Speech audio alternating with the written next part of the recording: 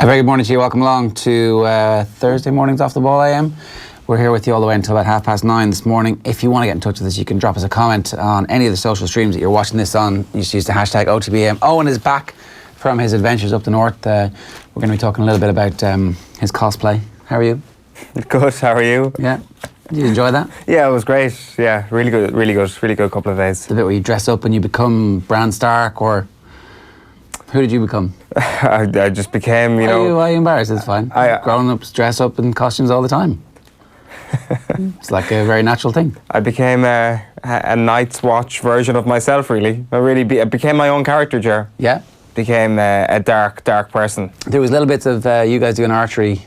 So for anybody who's unaware of what the hell we're talking about, I should explain that Owen is part of the Off the Wall podcast, which is our Game of Thrones podcast, which is really an Andy Lee vehicle for the rest of the world to understand just how much Andy Lee loves this thing, which is good for us because it means that we get to access some top quality interviews that maybe you wouldn't get if, like Liam Cunningham, for example. You're up there and there's a press conference and Liam Cunningham, clearly the only person anybody actually wants to hear from, certainly in Ireland, and you guys couldn't get the business done, but Andy saunters over and goes, all right, how you doing, Liam? Come on, let's have an old chat. Let's have a chinwag. And the PR people are like, well, I'm not going to put my arm out to the middleweight world champion. Whereas you guys are like, please, we're big fans. That's how I heard it happen. It's exactly like documentary footage of what happened. You've got one fact wrong there. How do you know it was Andy who sauntered over to Liam and not vice versa? Well, sorry. I mean, either way, the whole point is that the man's a wet week in journalism and he's already kicking the ass of you guys with your degrees. Well, I can confirm that it was Liam who sauntered over to Andy asking him, are you still keeping fit? All right. So once you get to that level of, are you still keeping fit, you know you're a pretty successful athlete. Yeah, it's worked out, yeah. It's as you say, it's just an Andy Lee vehicle. We just kind of shut up and look at him as he kind of spouts his incredible, bottomless knowledge of Game of Thrones. So do check it out. Is the goal from last night really a Luke Shaw? I see everybody giving it to Luke Shaw. Is it not really as far as, was it not going in? No. Was it not? It was going across the face of goal, yes. Was it not like curling back in? Is it like I'm not watching the replay after replay after replay going, maybe I just haven't seen the right angle yet. The one behind Suarez gives a better sense of it. It did take a couple of replays for me to figure it out. Definitely a Luke Shaw own goal. Poor Luke Shaw. Doesn't really deserve it, does he? Well, it doesn't matter what you deserve. Sometimes you're just in the wrong place at the wrong time, and he just happened to be there. The ball bounced off him. He didn't deliberately put the ball in the back of his net. It doesn't matter if he deserved it or not. Man United are done. I put it to you.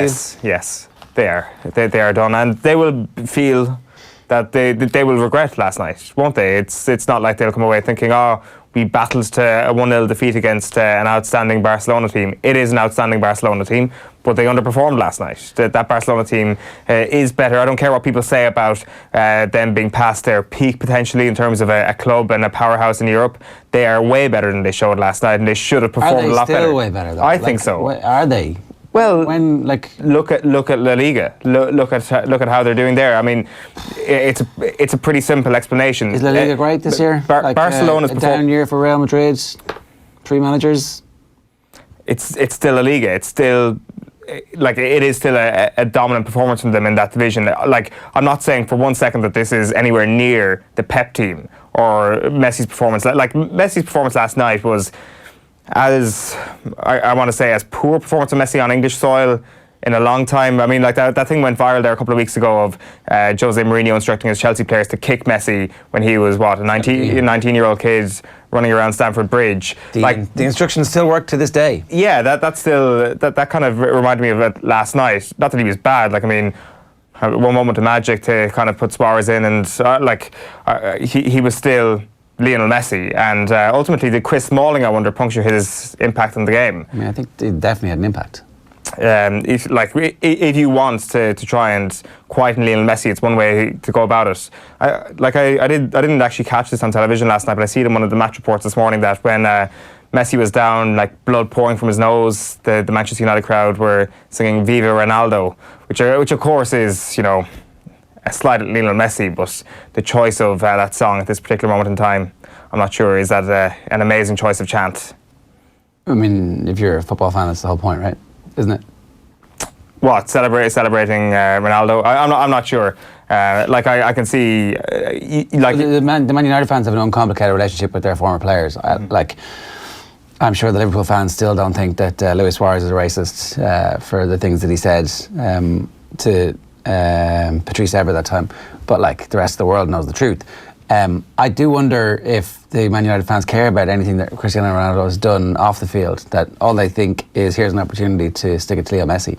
Well, I'm sure the Juventus fans don't care what's happened off the field. It's interesting what ex-players of a team, even if you are an ex-player, it still means that you've got an uncheckered view of that person. That was just one of the things that kind of stuck out to me in the lines this morning that kind of wasn't apparent last night watching it on television. But clearly, Chris Smalling knows how to do it. If you want to... Yeah, I mean, the whole... I was watching on BT, Steve McManaman was like, nothing in that, absolutely nothing in that, totally innocent. Kilvan was saying the same thing. Just a flailing lad. But like, I mean, coincidentally, you're almost concussing the best player in the field. The real coincidence, like... Well, I shouldn't be laughing. A concussion is obviously a very serious thing, and he did look a little bit woozy for a couple of minutes after that. There was a bit where, was it like almost immediately there was a really bad tackle or like a completely balloon pass, and it's like, yeah, it's fine. What am I doing here? Who are these people again? He looked a little bit angry with Chris Smalling for the rest of the game. Yeah, but it didn't work. He wasn't making a fool out of him. Wasn't Smalling giving it all that in the lead up to the game? Well, he said bring it on, which is what you want, right? Like, come on, he's getting given out to, I see, Brendan Ronay. He's like, oh, I can't believe he's... come on, he's the whole... I think maybe that's the reason that some of these people make it as professional sports people and we don't, is that like they actually enjoy the opportunity to put themselves up against the best player that has ever been as your job. Like... Yeah, what I'm trying to say... I'm looking forward to this. If you say bring it on, one way of backing it up is... punching Killing that him. guy in the face. Yeah. Oh, I mean, not that he punched this guy. I accidentally landed full weight. It was an elbow, wasn't it? It was. So the flailing arm comes back and hits him, but that's not what does the damage. The damage is already done. That's the second one. It's not. Is it? I don't think it is. The second one, because the second one's sorry. It's just like a little. Yeah, that's not what does slap in the face.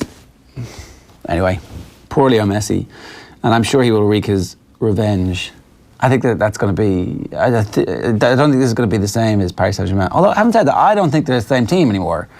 I don't think they're that good anymore. I think your point about La Liga is like, who in La Liga is actually playing really well this year? Nobody. Getafe are fourth. Like, this is not a vintage La Liga season. No, it's not. And it's not a vintage Barcelona team in the standards of what we've seen over the last decade to a dozen years. I'm not saying that for a second. I am saying, though, that Barcelona are still in the top 2 or 3 teams in Europe. For me, like I said at the start of the calendar year, that they will win the Champions League. I still think they've got every chance winning the Champions League. Potentially it's going to be Juve's year, some people think, the way that the landscape is set up now. I personally think Barcelona are going to go all the way and win this thing. If there's a chance for Liverpool or Manchester City, though, to win the Champions League in this decade, this is the year to do it. What we saw last night is a sense of mortality from Barcelona. The thing is, it'll be way bigger than PSG if Manchester United go there and win. Of course it would. It's a far better team, but most importantly, it's a team with a far better mentality than Paris Saint-Germain. They have a better mentality. I actually don't think they're a better team anymore. They haven't been past this stage of the tournament, and is this the 5th year in a row that they're trying to get there? Like, they're not the same team anymore. I think that we kind of still are basing it on the fact that Leo Messi still wears that jersey, and so therefore the supporting cast are as good as they always were. They're just not anymore, and they don't have a system of play that suits them. Anyway, we'll come back to this because we've got Daniel Harris coming a little bit later on in the show. I want to move on because Seán Cox has offered a message of thanks to well-wishers ahead of the meeting of the Liverpool FC legends and a Republic of Ireland 11 legends selection at the Aviva Stadium on Friday. All the proceeds raised for the match will be donated to the Seán Cox Rehabilitation Trust. Tickets are still available at Ticketmaster, and I made the point yesterday on the show that if you can't go along but you'd like to support the fundraiser, then you can get on Ticketmaster and buy a ticket even if you can't actually make it. I'm going to play you this video now. It's just a short few seconds of Seán Cox. Thank you. So it's the very first time that any footage of Seán Cox has been made public since the attack outside Anfield. Was it 14 months ago at this point?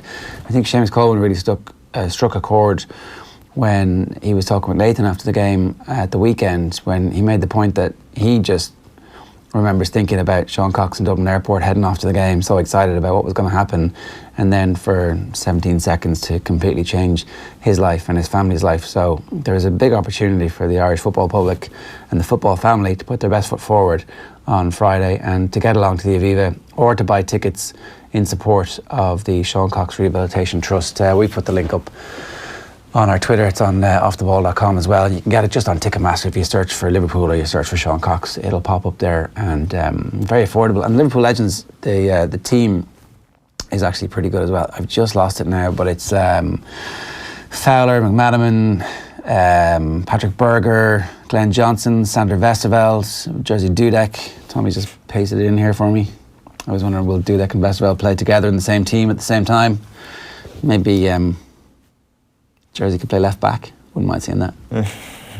Fancy my chances up against that. Could probably still do a bit of a job there. Yeah, Patrick Berger, Vladimir Smicer, Salif Xiao, Fowler, Rush, Cisse, Neil Mellor. Neil Mellor clinging on in there. Right. That's a very strong team. I didn't realise it was quite that strong. You'd suspect that Ireland are up against it. Yeah, well, Ireland have like Kevin Kilban, Kenny Cunningham. They're in trouble. I think the key point for all of these teams is how many teetotalers do you have? And they certainly got one guaranteed one in Kenny Cunningham, so he's guaranteed to be in better shape than at least 90% of those people on his team and against him. Yeah, it's like Kevin Kilban on the team, didn't they? Well, let's move on. Time for the papers. Here's what's coming up. Sorry, sports pages. Yeah, so Daniel Harris is going to join us around about 10 past 8 this morning. Shot clock with Kieran Donaghy, 25 past 8. It's a good long shot clock for you this morning. We got our teeth into many different items. And then later on in the show, we're going to bring you the sports news, how to play Augusta if you're on and off the course. We're going to talk about the Masters around about 9 o'clock, and then Alyx Coby is a teenage sensation, one of Ireland's best kart drivers who is representing Ireland in Le Mans, and we'll get her story for you around about 9:15 this morning. So now, time for the papers. Right, so front and back pages again. Day after day after day after day after day, we're doing the same front pages, and today it is about the FAI. The best thing you guys could do is move on. O'Dowd in quit appeal. John Delaney and team are evasive. So, top TD to FAI board. Footy bosses were urged to quit after being branded evasive in their shambolic performance before a Dáil watchdog. 8 hours of Oireachtas Dáil committee goodness yesterday. The Scarlet Pimpernel, it's code red for John and FAI associates. This is Neil Reardon's story on the back page. Irish football chiefs were left red-faced as Sinn Féin's Imelda Munster told them, scarlet for you. And then a bloody messy. Lionel battered by Smalling challenge, but United whacked by Shaw own goal. Yeah, fair enough, it's an own goal. The Irish Times don't lead with the FAI, they lead with the black hole on their front page, but FAI should consider regime change is their front page story by Harry McGee, and then their sports section is leading with Barcelona. Barcelona stay unruffled and in possession against United assault, says Paul Wilson at Old Trafford, while Messi makes a bloody mess of United, battered but unbowed. The Argentinian's flash of brilliance was the difference, says Barney Ronay. The front of the Irish Examiner sports section this morning, biting back, United undone by old foe Suarez. And then keeping stum, Oireachtas committee left frustrated as Delaney refuses to talk. And then there are a few other stories there. Jack Nicklaus talks up Tigers' prospects of Masters glory. Cork to question relegation playoff ruling. This is the appeal that Harnedy and Delaney will be suspended, even though that match between Cork and Kilkenny went ahead. So a great off-season, mid-season, GAA rules, disciplinary farrago. That's what we need in our lives right now, Owen. I dare suggest that the meat and bones of this particular case will be fully exposed and we'll get right into it. And it's definitely because it's very, very interesting. It's definitely not because there's nothing else going on. The Mirror goes with one in the eye for Ole. It's football bloody hell as Messi and co take control. And Harry says, I'll come back stronger. That's Harry Kane vowing to come back stronger than ever amidst fears that his season might be over. And of course, you got that story as well at the top left. Jack tips Mac. Jack Nicklaus is putting his money on Rory McIlroy if he's well, no, he's not. He's putting his money. That's right here. Nicklaus talks up Tigers prospects. All right, well. He's doing both. Well, he's talking out of both sides of his mouth. Hedge your bets is what I suggest. Although Jordan Spieth at 16-1. It just looks so palatable, but every golf bet looks so palatable until you're there on the Sunday evening with a million bet slips and you're like, what have I done to my life? We were wondering yesterday on the show if like €1 in the top 10 golfers each way to finish in the top 10 would yield a profit. It actually might do, yeah. You need 4 or 5 of them to be in the top 10. So what would you need? You'd need, who are the top, say who are the top 5 in betting at the moment? I suppose it's Rory, Rose, DJ, Tiger is the top 4, I think. And then outside of that, you've got Spieth, as I said, at 16 to 1. I suppose he's around 5th or 6th. Like, I just think Spieth is such a sensational bet for this week. But all golf bets look so sensational because the odds are quite long. There's been a case made for Hideki Matsuyama yesterday by John Duggan. Board left in ignorance of loan to FAI for 2 years. So once the detail of yesterday's 8 hours begins to get sifted through, stuff will emerge. And I think the main thing that happened in advance of yesterday was the shit canning of the $1.5 million or 1.7 million that was outstanding in funding. But more important than that was the fact that Sport Ireland are back with the minister before the committee next week. So if everybody thought this was the end of the FAI saga, it ain't. There is another week to go. And in that intervening period, perhaps more information will emerge. Perhaps some of the terms of reference for the Mazars inquiry should be made public, no doubt, or should certainly leak to the public, and you would expect that some more details will emerge on the €100,000 loan. So the front page is board left in ignorance. The vast majority of the Football Association of Ireland's board members were kept in the dark for almost 2 years about a €100,000 payment made by John Delaney to the governing body, it has emerged. That's the front of it. And then FAI under attack after poor display is Gary Doyle's story, and United left facing hard exit. Ooh, that almost looked like the most prescient headline of all time, but then a deal was done overnight to kick Brexit back to the 31st of October, maybe, who knows. Back page of the Irish Daily Star is first blood, but Solskjaer not ruling out another new camp miracle. Celts can boss it meanwhile. This is Mialbi convinced that Celtic have the drawing power to attract another big-name boss, and that is a picture of Rafa Benitez there. Legend Jack is backing McIlroy. He is backing McIlroy, Jack Nicklaus. And a couple of interesting GA stories here. Joseph Cooney is believed to be on the way back from Australia, which would be a big boost for Galway. And Nay's CBS inquiry, writes Carl O'Kane as well, they've launched an investigation into allegations of racist chanting by a group of their supporters at their recent All-Ireland Senior Colleges semi-final victory. They issued a statement after opponents Poblaskol Kirkagreena lodged a formal complaint to the body that oversees post-primary schools GAA. So it'll be very, very interesting to see how that one develops. Yeah, fair play to the schools for complaining, because if you don't make a complaint, then nothing happens, and we all need to make the complaints when we see stuff happening. First blood to Barca. Messi's in the wars as Suarez helps put United to the sword. Quinn left embarrassed by Oireachtas hearing. What was the headline on that one? Sorry, can you say back up the picture because it's different. Rugby Chiefs probe Saracens. So that's obviously the UK mail there. And Kane eyes rapid recovery. What are they talking about Saracens? That's interesting. Did Saracens spend too much money? I mean, no, they couldn't have. There's a salary cap in England that everybody clearly abides by. Throw them out of the Champions Cup, allow Munster to progress to the final, is what I say. Niall Quinn felt he was watching a scene from The Untouchables as the FAI were accused of giving 2 fingers to Irish football for refusing to explain the circumstances surrounding John Delaney's 100 grand dig-out. Sinn Féin TD Imelda Munster ran out of patience in Leinster House with the FAI's dithering and the decision to hire financial firm Grant Thornton to investigate the loan. Why would a board of directors bring in someone else that the people in the room know the answers to? It's a good question, isn't it? It's a scene from The Sopranos or a scene from The Untouchables? The Untouchables. Because Mary Hannigan has it. At times it was like watching The Sopranos in action, The Untouchables, said Niall. I did not enjoy it. She doesn't capitalise The Untouchables. So maybe we need to dig into the fact of what cultural reference was Niall Quinn actually making. Well, did he not say anything to... I missed that bit. So did I. I'm just following it on newsprint as well this morning. It's amazing how different. No, I was actually watching Kieran Cunningham and Joe Malloy on my YouTube yesterday before the match kicked off. So Quinn said The Sopranos. He did say The Sopranos. Yeah, no, there's a quote here. Oh, right, okay.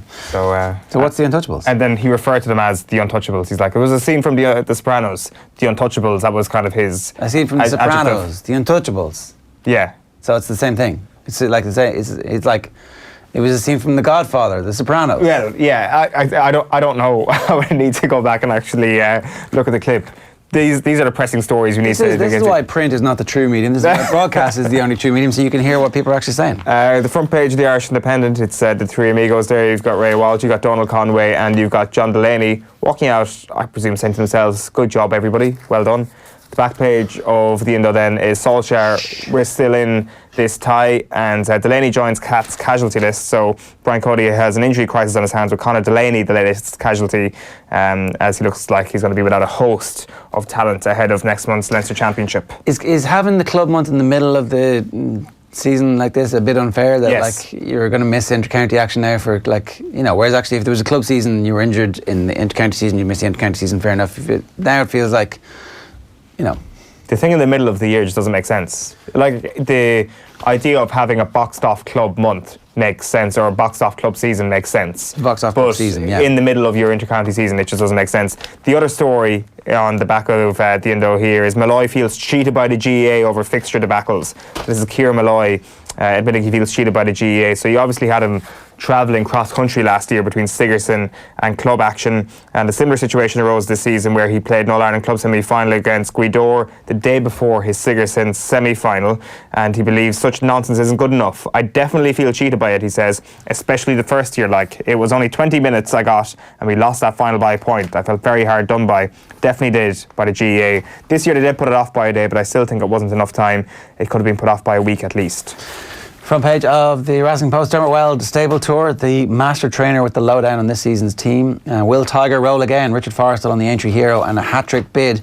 And then too darn hot ruled out of Greenham after setback. And back page, they're tipping Keith Mitchell to win his 3-ball today. He is a 27-year-old making his Masters debut, but he played college golf at the University of Georgia, so you would expect that he understands the ups and downs, the little eddies of Augusta. If you're in college in the area, do you just get to play Augusta at will? You just rock up, you know, throw fiver to the greenkeeper and off you go. You know the way you're not supposed to ask to get into Augusta? Like, if you just hang around, does like an old man eventually come out of the shadows and say, son, it's not your night. You can you can play Augusta. The back page of The Guardian is long way back. Own goal leaves United with mountain to climb in Barcelona. Seeing Luis Suarez celebrating there. Right after, there was sarcastic cheers from the Manchester United fans after the goal had been disallowed. And Suarez would have loved that. I'm saying the sweet FAI. Ex-CEO branded a disgrace. Delaney refuses to answer €100,000 loan questions. John Delaney was branded a disgrace after refusing to answer questions on his €100,000 loan to the FAI. The former CEO is part of an FAI delegation given an 8-hour grilling by the Oireachtas Sport Committee. It's the front page of the Herald this morning. Absolute farce and a disgrace. FAI comes in for heavy flack at hearing. And then First Blood Barca. Shaw own goal narrows United's chances of semi. Significantly, you would say. Just two more newspapers to go through. We'll look at the Telegraph this morning. They're leading with, now United need another miracle. Solskjaer's men have to repeat famous Paris and Turin victories to overcome Barca in new camp return leg. And let's go to the Irish News as well. Hughes rules himself out of Ulster Senior Football Championship. Farnier still hoping for summer return Broken from ankle injury. And Solskjaer hoping he can turn the tie around. I'm just been a long time since I've heard of 2 broken ankles. You hear of one and like, oh, that's unusual, and now there's 3 actually when you think of Harry Kane. It was just an injury that seemed to disappear for a while there. Now it's make an unfortunate comeback. Is a time to? Wasn't there a time when football boots started to innovate with higher kind of heel support, or not heel support, ankle support, I should say? And they kind of came and went without any sort of impact. Like rugby, old school rugby boots. Yeah, or like basketball shoes. I don't know. It is weird. It's definitely become more of a common thing over the last couple of months, it seems. Yeah, I don't know. Have you ever done your ankle? Like went over on it. Yeah, I mean anybody can do it. You can do it like walking up the stairs. Not as badly as any of these guys are. So just looking at the odds, Man United 13-2. Just to win that game, not even to go through. So that is the best price for that. So to qualify, let me just bring in that. Man United 7-1, 5-1, 6-1 is the price. 10-1 on, 14-1, 9-1 Barcelona to qualify after the 1-0 win for them. Are we taking a quick look at some of the papers? Yeah, well, like obviously John Delaney's been covered in great depth on Off the Ball over the past 12, 15 hours or so. You can check it all out on YouTube if you missed any of yesterday. But there's some good pieces today. One of the ones that kind of stuck out to me, just because it's a little bit different, is Cathal Dennehy's piece at the committee yesterday. Delaney's silence leaves us all thirsty for some answers after a very draining 8-hour session. A couple of water puns in that headline, you might have noticed. Your generation has ruined the word thirsty, but go on. It's not my fault. It is. It's I'll have a word with my people. Come on. You might Cathal Donaghy pointing out how much water that John Delaney drank yesterday. He may not have said much, he says, but at least John Delaney left with every last carafe drained of its contents. And at the end of it, as Delaney shuffled away, he was, if nothing else, impeccably hydrated. His first glass of water was down just after 10 a.m. as he assumed a hunchback position, head bowed, elbows on the table, peering at his inquisitors. The crevices under his eyes were deeper and darker than usual, tracing the stress that hadn't lifted in 25 days. He also points out, I actually hadn't noticed this piece of detail either, he arrived wearing a UEFA coat, a not so subtle signal to us plebs that he was a man with connections. He's like the lad who shows up to club training in his county gear because, I play county. It's like John Delaney showing up to Oireachtas committees. I play county. I'm on UEFA. FAI President Donald Conway, meanwhile, was left to bat away shots, etc., etc. And he closed by listing a string of FAI underage projects, says Conway here, essentially asking the committee if they'd please think of the children. Delaney, meanwhile, sank his fourth glass of water. During the break that followed, the artist formerly known as a CEO popped an Alka-Seltzer into his glass and let it fizz away as he spoke to his team, words now flowing with the microphones turned off. Funny that. Ruth Coppinger was prying into his new salary, a query which, quell surprise, went unanswered. But then Delaney was on a sixth glass of water in 2 hours with his own supply exhausted. Colleague Pádraig Traynor poured him some from his own reserve. Such is the FAI way. It's amazing how much you can read into the water drinking habits of John Delaney. Yeah. Delaney water can maybe is something that Oireachtas.ie should invest in next time. Got to fill that copy somehow, right? It's a hard job to make some sense of the Oireachtas committee meeting yesterday and write about it in a way that somebody else is covering the news angle, somebody else is covering all the other stuff. So I think that we overanalyze some of this stuff sometimes too much. It's like you're in a hot room, you're there for a long time, it's thirsty. Are you saying that talking about glass of water is overanalysis? Just a little bit. Just a little bit. Right, let's move on, because Man United beaten 1-0 last night at Old Trafford. Not the first time in this competition that they've been disappointing at home. It certainly doesn't mean that the competition is over for them. That's what Ole Gunnar Solskjaer is saying. Daniel Harris is with us this morning. Daniel, this one feels a little bit different than the PSG game in that we were making the case earlier, and certainly making the case earlier, that this Barcelona team have a more winning mentality than Paris Saint-Germain. And yet, I don't know, how do you assess Manchester United's chances after that game last night? They've got a chance. They've got more of a chance probably than it looked like they had before they played Paris. But United aren't going to win Champions League this season. I mean, if they did, it would be one of the most ludicrous things that ever happened in the history of the competition. So it's not exactly about that. I mean, you would want them to go into the tie thinking they can win it, to go into the next leg thinking they can win it. But when you look to evaluate their performance, you're not just looking at what the score was, what you think might happen in the next game, but you're looking for positives that can make them into a better team when they can have a proper go at it next season. And I think there were reasons to be cheerful that we saw on the pitch last night. And I mean, there are also reasons to not be cheerful, because if you're relying on Barcelona to beat Liverpool and or Manchester City, I'm not so sure about that one. And I think that it was one of those games that you watch and it reminds you that the standard in the Champions League this year is not very high. If you think about what previous Barcelona teams would have done to this United team, if you think about previous United teams and how good they are compared to this lot, it's wide open because no one's really all that good. Is it fair to say that the likes of Dalot, McTominay, Fred held their own at the very worst in that midfield battle yesterday? Yeah, absolutely. I mean, I think the thing with Fred, to start with him, is that he's got some ability. Whether he's a £55 million player or good enough to make a real difference in a continuing way is yet to be seen. But he's shown flashes of being able to do stuff. The problem with Fred, I think, is less in the Champions League and more in the Premier League, where the physical nature of the game and the lack of time he gets on the ball has been a problem. And I mean, we saw it the other night at Wolves, the previous game, where he had a terrible game and got caught in possession prior to one of the goals. So last night he had a lot more time on the ball because Barcelona don't really have the legs in midfield to press, and he had a really good game. What McTominay did was actually more interesting. It seems really facile to make a comparison between McTominay and Darren Fletcher. Darren Fletcher was Scottish, McTominay has a Scottish name, but there are really obvious similarities between them because I think both of them have this real terse, aggressive, articulate confidence in the way that they speak that reflects the way that they play football. where lots of other people don't believe in them, but because managers that they respect have told them to believe in themselves and that they're good enough, they do. And I don't really think we saw a lot from McTominay last season that suggested he could be a Manchester United player. But this season, and particularly lately, he's been a lot better. He gets the ball, he gives it simply but intelligently.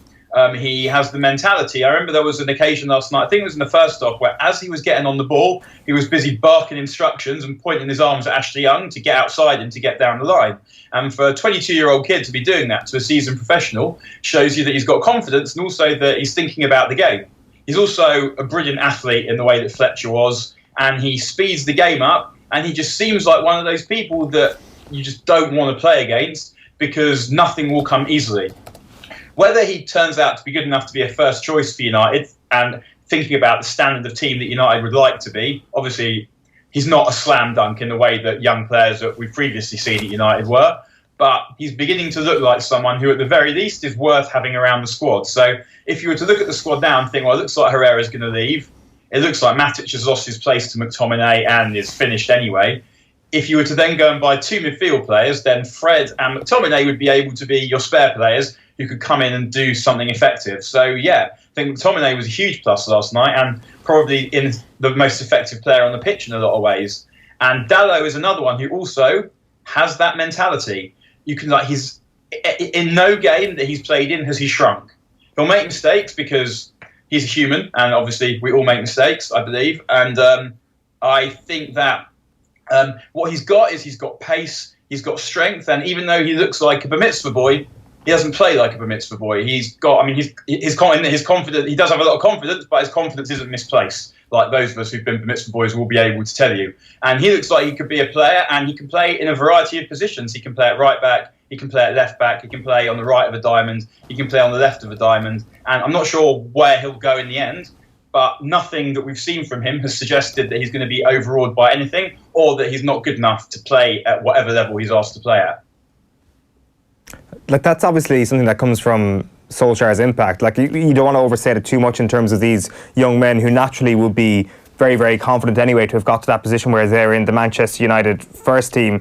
Like, at what point, and I hate to get back into like the transfer window again this summer, at what point does Solskjaer have to look at these players and say, I can trust them to become elite talents, to become players who might be able to anchor a midfield or perhaps be a starting player week in, week out for 30 plus games in a Premier League season and actually take us to within a title challenging team or perhaps winning trophies in Europe again? Like, is the confidence that Solskjaer is giving them at the moment, is that going to take them to a level of ability over the next couple of years where they can be elite players? In fairness to Dalot in particular, he hasn't really shown that much more under Solskjaer that we hadn't seen under Mourinho. He looked quite good every time he played with Mourinho, although strangely, I thought he played really well in the first half at Anfield of Mourinho's last game, and obviously Mourinho hooked him at half-time. But I felt like he all I'm seeing from Dalot now, I'd seen before. I think that I would be reticent to sign a right-back if I was Solskjaer because of Dalot. I would say that next season he should probably play 30 games and there be an interregnum with Young.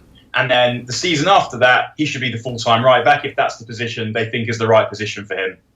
McTominay in midfield, I think, is not. They need something more in midfield. What you saw with United last night was there was a lack of class around the Barcelona box. When they got into good positions, they lacked a bit of composure to do the right thing next. And McTominay's not going to be solving that next season or the season after. He's a player that you want to have in the squad who might play a bit deeper or you might be able to play a box-to-box role, but United still need to buy two midfield players. Herrera looks like he's going to leave. Matic should not be someone you want to really rely on at all next season, so you need to sign two midfield players, and they need to be good midfield players. They need to be midfield players who are going to come in and make a difference immediately and elevate the level of the team. So those guys, I think, would be part of your squad next season, but not necessarily first choices. There are lots of other young players around at United who are also the club are very excited about, but who probably aren't quite ready to break through next season, but might be people who could come in and play a role next season. So let's say Mata leaves, and he's another one I think that they should let leave because his minutes should be going to players like Tahi Chong, Angel Gomez, Mason Greenwood. Between them, they should be able to cover the minutes that Mata would have and start making a difference, given that Mata doesn't make a lot of difference. But the players that United go and buy have to be players that are actually going to come in and elevate the squad pretty much immediately, not players that are going to go and just hang about, but actually go straight into the first team and make the team better. And that's what United need if they're going to challenge for the league to begin with. If you're Chris Smalling in the second leg, Daniel, and you see one of the best talents we've ever seen in world football running towards your arm, are you moving it away? If I'm still struggling with it. If I'm Chris Smalling, I'm thinking many different things there. No, I would say that if you're looking at like egregious assaults in that game, that is not one of the ones that I would look at. I thought Smalling had a really good game last night, and I think that it's a rough game, and sometimes you will get hurt, particularly if you're very good and very small. And I would say that if you're looking at egregious fouling last night, then Busquets could have been sent off probably twice. And not particularly a complaint, because you want people to err on the side of caution when it comes to sharing cards and sending players off. But the first reducer that Busquets was allowed was a very high level of allowed reducer, I thought. But I think that United might have a slightly more of a problem in the Camp Nou, because the pitch is bigger than at Old Trafford, and when you play a team like Barcelona and they're better than you, what you're looking for is to try and make the pitch as small as possible, like Barcelona trying to make it as wide as possible. And I think that United might struggle because Messi's going to find it easier to find space on a bigger pitch, and Barcelona's fullbacks will be able to stay higher and wider. On the other hand, it will leave space for United to do something on the break. But I would say that, that advantage, it'll be much harder for Lionel Messi to run into Chris Smalling's elbow, because he'll be spending much more time avoiding him, and it'll be easier to avoid him because there's more space to avoid him in. Daniel, great stuff. Thanks a million for joining us this morning. No, I'll see you again. It's Daniel Harris there giving us his thoughts on the 1-0 defeat for Manchester United last night. Luke Shaw on goal, separating the sides after 90 minutes, and obviously the return to come in the new camp next week. It's 24 minutes past 8. You're with us here on OTBAM this morning. We're here until 9:30. If you want to get in touch, you can just leave us a comment wherever it is that you're consuming this. The hashtag OTBAM works on Twitter and also works on YouTube and Facebook. If you're just listening to us this morning, then you're very welcome along. And if you're not, and you want to just have a little breakfast radio accompaniment every morning, then this is the only place you can get your sports breakfast. Go on to offthewall.com, click the big listen live button. It's pretty easy. Everybody can do it. Just click the button and you can go about your day. You can even be on Snapchat, listening to us in the background. People still use Snapchat? Of course they do. I wouldn't know. It's all kick these days, though, isn't it? Really? Is that something that people use? The one thing that kind of comes to mind listening to Daniel speak there, is this a potential avenue for Manchester United to now pursue, being the kings of shithousery? And I'm not suggesting that Chris Smalling did anything deliberately wrong last night, but he was aggressive going into that challenge, which is the way. He did nothing wrong, but the notion that it wasn't deliberate is also like, oh, look at me, I'm a world-class athlete who doesn't know how my body works when I land and bump and rack. It was like the who got elbowed in the head the night before. Fernandinho landed on Harry Kane's head. Exactly. Complete accident. King of the shithouse, Fernandinho. And when else have we seen something like that? Champions League final last year. Who instigated it? King of the shithouse, Sergio Ramos. Ramos, yeah. Is this we're talking about Chris Smalling in the era of Fernandinho and Sergio Ramos here. This is an avenue for Manchester United to pursue. It is perfect. You've got a manager that everybody loves and everybody thinks is an angel. Go out, get Sergio Ramos and be demons. Sergio, that's a great shout. Yeah, totally. I mean, it'd be the type of thing that you should do for Sergio Ramos, and you want to come back as the Real Madrid manager in like 5 years' time. Is go and experience another culture so you can see what it's like. And England would be the perfect one. We'll talk about Jack Grealish a little bit later on, who is single-handedly putting Aston Villa on his back and dragging them to the Premier League next year. Fingers crossed. And then the other thing that we want to do is just show you a little what a bit of adult cosplay looks like. Have a look. So here's some live footage from the Off the Wall recording. It's our brand new Game of Thrones podcast. I don't like your tone here, Ger. Which one are you, Owen? You're the tall one on the right. Whoa! Oh my God, it's so bad. Tall one on the left. Yeah, that's me. Andy is exceptionally good at that. Andy Lee, bullseye. That's the excited tones of Tommy. Never as excited in his life as when he's watching. Oh, look at that, you got a bullseye. Wait, it looked like yours actually hit Andy Lee's target. Well, it didn't. It hit my target. Are you a good archer? Yes, I'm an exceptionally good archer. Are you? And you're also a lefty. I'm a lefty. Yeah, Andy is a lefty as well, as you can see. Of course, I mean, obviously, he's a world famous lefty. We know nothing about you, Owen. Well, to be fair, Andy picked up a right-handed bow, and after a while he was like, actually, I used to box out bow, so maybe I should go left. And he did, and he was much better, as you could hear from Tommy's excited tones. So he's not left-handed, even though box. He naturally had the inclination to go right-handed, and then he was like, maybe I should just try out a left-handed one. Even so, his natural inclination is right. Yeah. All right, and you are a total lefty. Always. If I was picking up a tennis racket, I'd use my right hand. I'm a left-handed writer, left-handed archer. Oh, you freak! That's mad. Why did you waste this amazing gift? Why are you useless at sport? What? Why am I? How do you know I'm useless at sport? How do you know I wasn't like? You're sitting here, Alan. It may have to do with just physical capabilities. All right. So, was there nothing that you could have used this amazing? I'm both ambidextrous. Well, to be fair, I could move drafts pieces with my left hand and with my right hand, so I am extremely ambidextrous. Owen is a lover, not a fighter, and he's available, ladies. What a weird segue. I mean, it's... You've got the shot clock with Kieran Donaghy coming next here on hashtag OTBAM. First of all, let's have a quick look back on the interview that last night the lads did with the chair of the Oireachtas Committee for Tourism, Transport and Sport. That's Fergus O'Dowd. He was in studio with Joe and Kieran Cunningham. Have a look. I do, absolutely. I believe all of them should go. Okay. And I think they should go voluntarily. I think we shouldn't be pushed. They should say, look, let's have a transition. Let's appoint another, about to appoint a new chief executive officer, bring in Sports Ireland or other people, outside people in to appoint the best person, and then go from there. I don't think they should sit around. I know from talking to people, listening to them, they want it done now, and that's it. This is the kind that's the public will, anyway. Yeah, what you've just said there, that's the kind of clip that's going to be used on news headlines here in the station over the next 24 hours, I would presume. Just expand on that again. Explain why you think the entire board should go and John Delaney should go as well. Well, I think the position is that, as you say, you have a regime is probably, it gives a strange idea, but if you have a status, there's a book and it's out of date and the cover doesn't, you don't get new people looking at it. You've got to change the whole thing. You've got to change what's outside and inside. And I think I know my heart and soul. When you want real change, just go. And a whole new younger people, new ideas. There's a question about gender balance. There's all those issues are there. Now the FAI do lots of very good things, particularly in relation to, racism and disadvantaged communities. But a whole new generation take over. And what about why not? And why shouldn't they take over? It's time. All right, you're very welcome along to this week's Shot Clock. It's very simple. We've got a load of topics. We've got 2 minutes on each. An air horn sounds, and at the end of it, I win. That's right, Kieran. They're the rules, right? It's hard-coded at this point.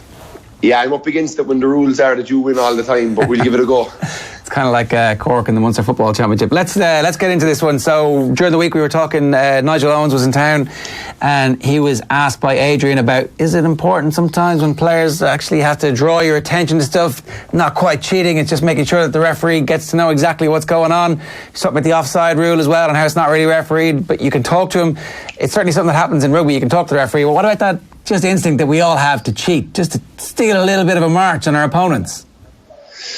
Yeah, it's a tricky one. I think it's when the players, if you're out playing in a big game and you get a bang to the face, it mightn't be that hard, but people go down clutching their face because exactly that point, they want to be sure that everybody is tuned into it and everybody has seen it and is aware of it, and you might be making a bit of a meal of it. But I think the cheating line is when you get a slap and you don't get a bang into the face, but you go down holding your face. I think that's the fine line between being street smart and playing right in the edge and trying to get a bit of reaction out of players or whatever, and loads of guys do it, to going too far with it, which is the feigning an injury that's never even happened, which is cheating and which I don't like to see in the game. But we're always going to see street smarts in the game and in every game, and it is becoming more. It is coming more into rugby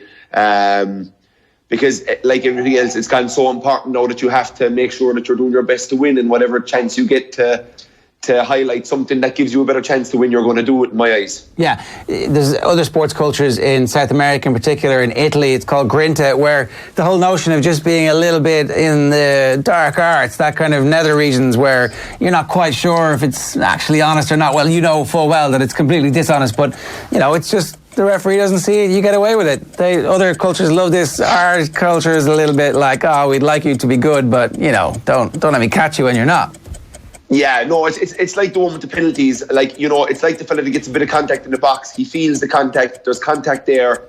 He makes a meal out of his dive, but it is a penalty. But then, on the other hand, it's the cheating guy that goes in there and doesn't get a touch and just drops to his knees.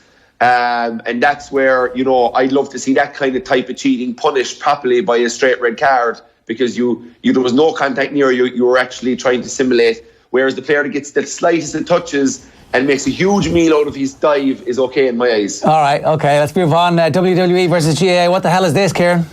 All right, we saw Becky Lynch win the main event at Grand Slam WrestleMania against Mrs. Flair and Ronda Rousey. So just the show that the show that the WWE put on, it's all a show. Listen, we all watched it. I was a big fan of it when I was young. I know fellas that are my age now and are still watching a bit of it because of actually just the entertainment value. We know it's fake. We know they don't hit each other, but still they're throwing each other around the place. They're throwing each other from 10-foot cages onto the ground and mad stuff. But, could the GAA do more, Ger, when it comes to half-time of an All-Ireland hurling or All-Ireland football final? Yeah, I think so. I think there's a real opportunity here. And I think that it's not just for the GAA community to do. Brady's Ham launched their Come Out and Fight Me Like a Ham ad in the middle of the All-Ireland Club final on Paddy's Day, I think. And it was the first time that I'd seen the ad. And I was like, this is exactly what we need to be doing. It's like in the Super Bowl, the big ad campaigns all launch. Everybody tunes in for the ads. They know that there's like the biggest TV audience of the year watching it. It becomes a talking point. And so suddenly the sense of occasion gets built up by the brands around them as well. I think the brands and the sponsors have a bit of a role to play here too, because sometimes we expect the GAA to understand exactly how to put on an event when actually they're busy putting on millions and millions and millions of fixtures, and sometimes that doesn't always work out so well either. But yeah, I think it should be a collective thing and just a desire to sex it up a bit. What's wrong with a bit of sex? I know, bring it in. Like seriously, players could do with an extra 5 or 10 minutes at half time to rest and recover during an All-Ireland final. I was out, Liam O'Connor and Danny O'Reilly from the Coronas last night were doing an event in Killarney that I was at, and I'm sure Danny and the Coronas would hit you for 15 minutes with their top absolute all-time classics and have the place rocking for half time. It's I think there's too little done this year in Tralee. When Dublin played Kerry and Tralee, they had Liam O'Connor and he was out there for an hour. There was a kind of a little tent covering himself and his drummers and his musicians. And they had the absolute stadium rocking for an hour and a half before the game.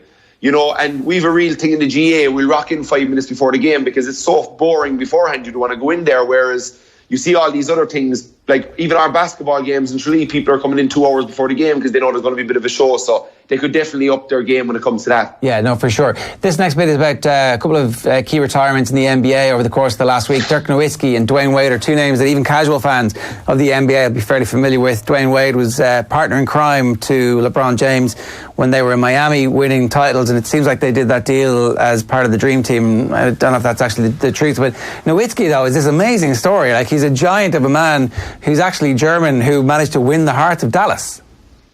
Yeah, and Nowitzki is a Hall of Famer straight away. He is an amazing talent for a guy who's 7 foot, as you said, but he's one of the best shooters of all time that ever played it.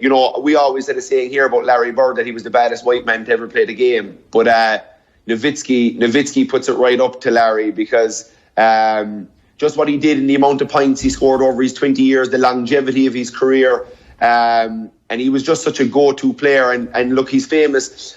I backed him at 16-1 to win the World Championship when the year he won it, when they were in the Eastern Conference semi-finals. They were just a team of veterans. They had Jason Kidd, JJ Barea, Dirk Nowitzki was obviously their star.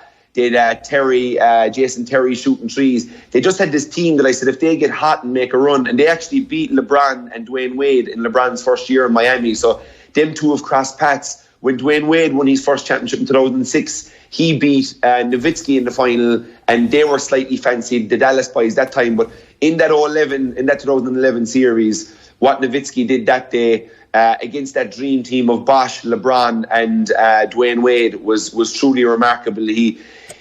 All these guys played big, but he really took the game, and he took all the pressure shots. Why is Wade going to go down, though, as somebody who really won the hearts and minds of people? Wade? Yeah. Because, I don't know if you saw it, I tweeted something yesterday just about, we see all these guys in the NBA and we hear about them, and there's stuff on Bleacher Report or TMZ if they do something wrong. But what we often don't hear is all the good work they do for their communities and the people around them. So he's been swapping jerseys all year with all these players, and they had all the jerseys up. But what they did yesterday is they surprised him. They brought him into the arena, and they had 5 people. He didn't know who he was meeting. They had 5 people come in. One of them was a sister of a kid that got shot in Las Vegas in the shootings that time. One was his mother, who was in jail, and who Dwayne kind of came to her rescue and saved her. But lovely stories. 5 guys that Dwayne Wade had bought one of them a house after a fire had gutted their house. He put the girl through college whose brother had died in Las Vegas. His mom obviously saved her life, but it was a lovely touch because we don't often see the stuff like that from it's not reported on. So it was lovely to see it. But their 2 of them are all-time legends, and really went out in different ways. Dwayne, everybody knew all year he was going out. He was swapping jerseys at the end of every game. There was a carnival atmosphere. He was signing jerseys for half an hour every time he left the stadium. Dirk said nothing. We all knew he was probably going to retire, but he just comes out and I watched his speech. He was quite emotional during his speech, but an absolute legend of a player. Yeah, no, for sure. All right, let's move on. What's next? Yeah, we're just talking about Eden Hazard and that goal he got the other night, and it's just a fine line between how good he is and the goals he gets, and has he kind of under-delivered slightly in his football career so far? It's a tricky one. What are your thoughts on that? I think undoubtedly that somebody who has the ability to do what he does and who does it as brilliantly as he does so sporadically has underachieved, because if you think about the talent that he has, it's right there, the next tier under Leo Messi and Cristiano Ronaldo, and he constantly gets talked about as somebody who's in that bracket, but he hasn't actually taken a season or taken a tournament and put the entire team on his back and gone, yeah, I can do this, and then carried it on. There was that one season where he was the best player, they win the league, and everybody goes, oh, he's about to catapult himself up to. He was really good at the World Cup. He's going to be in the Hall of Really Good, but not the Hall of Fame, because he is a player who I think at the end of his career, we're going to look back and go, Jesus, if he had just been able to do that a bit more often in the bigger games, we would all have said that guy really fulfilled his talent. It just feels like he could do so much more. I'd actually missed the start of the game the other night and missed the goal he scored, but then watching it was like, this guy's Maradona. There was another bit in the second half. We just dribbled past about 5 players in no space. It came to nothing. It wasn't particularly effective, but it didn't matter because I'd missed the fact that he'd already scored that amazing goal, which I saw afterwards on Twitter. I think unfulfilled, ultimately. Yeah, I think it's possibly a bit harsh on him. First of all, he's in the Premiership where it's the most robust and competitive league. I think if you catapulted him out to Spain, I think it'd be slightly easier for him against some of the teams to get around there. He brought Belgium to 3rd place in the World Cup. He has 2 premierships. His year in France, he won the league and the cup before Joe Cole. Thank you, Joe Cole, for sending Eden Hazard our way. But it is like, are we comparing him to Messi and Ronaldo? And we hope he's got the ability to get there. But there's a good chance he'll probably end up in Madrid next year. And at his age profile, 27, 28, it'll be a bad time for Chelsea to lose him if we lose him. But I think if he goes to Madrid next year, that's where he could catapult himself, because he's had a few managers, including Conte, that wanted him to hack back and track back and do all this running, where I do think he's a bit more like a Ronaldo or a Messi, where you just sacrifice maybe a small bit of the work coming back to pitch to allow him to have the energy when you get it up to him that he's going to create all these things. And I think, to be honest, his whole career he's been asked to plough up and down the left wing and come on, Eden, give us a bit of magic. But I thought his goal on Monday night was unbelievable. And yeah, he's only 27, 28, so I think we have to hold off on the under-delivered or underachieved comments so far. I'll have to stick by my man. He's a Chelsea guy. I'm going to back him. All right, okay. I'm going to give you a couple of years on that one, but I'm going to come back and I'm going to remind you about this time. I'm going to no. He never quite made it. I want to move on. I want to talk about Rory McIlroy this week. Did his press conference yesterday ahead of the start of the Masters today, and the whole point was, I'm a changed man now. I'm not looking at the urgency that I've always felt when I got to this place. It's not, my mindset wasn't right in the past. I'm meditating. I'm juggling. I've seen lots of people juggling. It's taking off. It's calming my mind. Maybe this is all Rory McIlroy needs, and if that's what Rory McIlroy needs, then fair play, go and get what you need, son. But I don't know. I'm just a little bit anxious. I'm not sure that he's going to do it at Augusta ever. Rory, all he needs to do is just putt. If Rory putts well in Augusta and he gets the feel for those greens and he sees a few drop in, he's going to be very hard to beat, Ger. That's as simple as that. He is, we know his famous loss was well documented down there, and maybe he is. I don't know necessarily about a changed man, but maybe he is looking at the event in a different light because, when you first get there, I'm sure when you first go up Magnolia Lane, you're kind of going, "Oh my God, here we go. Let's get this on." But I think he's kind of realised now that there's a lot of players playing this event, and there's a lot of good pros out there, and it's not an overly long course, so they all get brought into it, and basically whoever wins the Masters normally puts the best and doesn't have any meltdown on any of the holes. So I think he's got a right good chance. I don't know about the juggling and the meditation. I think if he gets out in the putting green, it might be a bit more beneficial. You look over to the corner, and Mark O'Shea is over doing a bit of juggling, and everybody's like, hang on a second, this guy, he's either going to have the best game of his life or he's going to kill somebody. Is that what happens? Maybe more Tomas. Yeah. If I looked across the dressing room and saw Mark O'Shea or Tomas O'Shea juggling balls, there'd be a bit of an argument coming down the track to get your head tuned into the game. So I don't know how juggling tunes you in, but that's probably the calming part of the mind. Maybe Tomas could have done with a bit of calming influence because he was a bit volatile. He was a bit volatile like myself at stages, but maybe myself and Tomas could have done with a bit of juggling back. You did all right without it. Let's move on. This is a question purely to troll the Chelsea fan in you. Spurs this week, their brand new stadium, they finally moved into it. We were wondering maybe the right thing to do was to hold off until the end of the season so there'd be no disruption. Pochettino insisted, no. There's going to be an energy from that crowd that we need. They needed it the first game. They got that out of the way. It absolutely worked for them in their favour. Even without Harry Kane, they managed to finish that game against Manchester City with a 1-0 win. It's half time. It looks like there's a good chance they might be going through to the semi-finals of the Champions League, and anything might happen at that point. So I put it to you that Chelsea are no longer the main club in London, that Spurs are about to supplant both Chelsea and Arsenal. Yeah, I think we're just ahead of them in the Premiership still, are we, Joe? Spurs, like we talked about it in last week's show, that Spurs could be the flickering hope for Liverpool this year. That if Spurs manage to derail this quadruple effort from City, it's going to this Premiership game the following Sunday, 4 days after, there's going to be absolutely mouth-watering because City will get a huge knock in their confidence if they get knocked out of the Champions League by Spurs.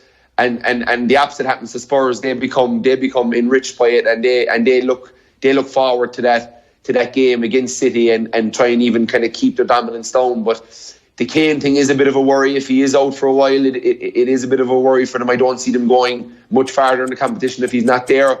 Having said that, Son has been unbelievable this year. His goal last night was brilliant, to save it and play first and then to have the bit of trickery and then to be able to get the power on that left-footed finish. So it is.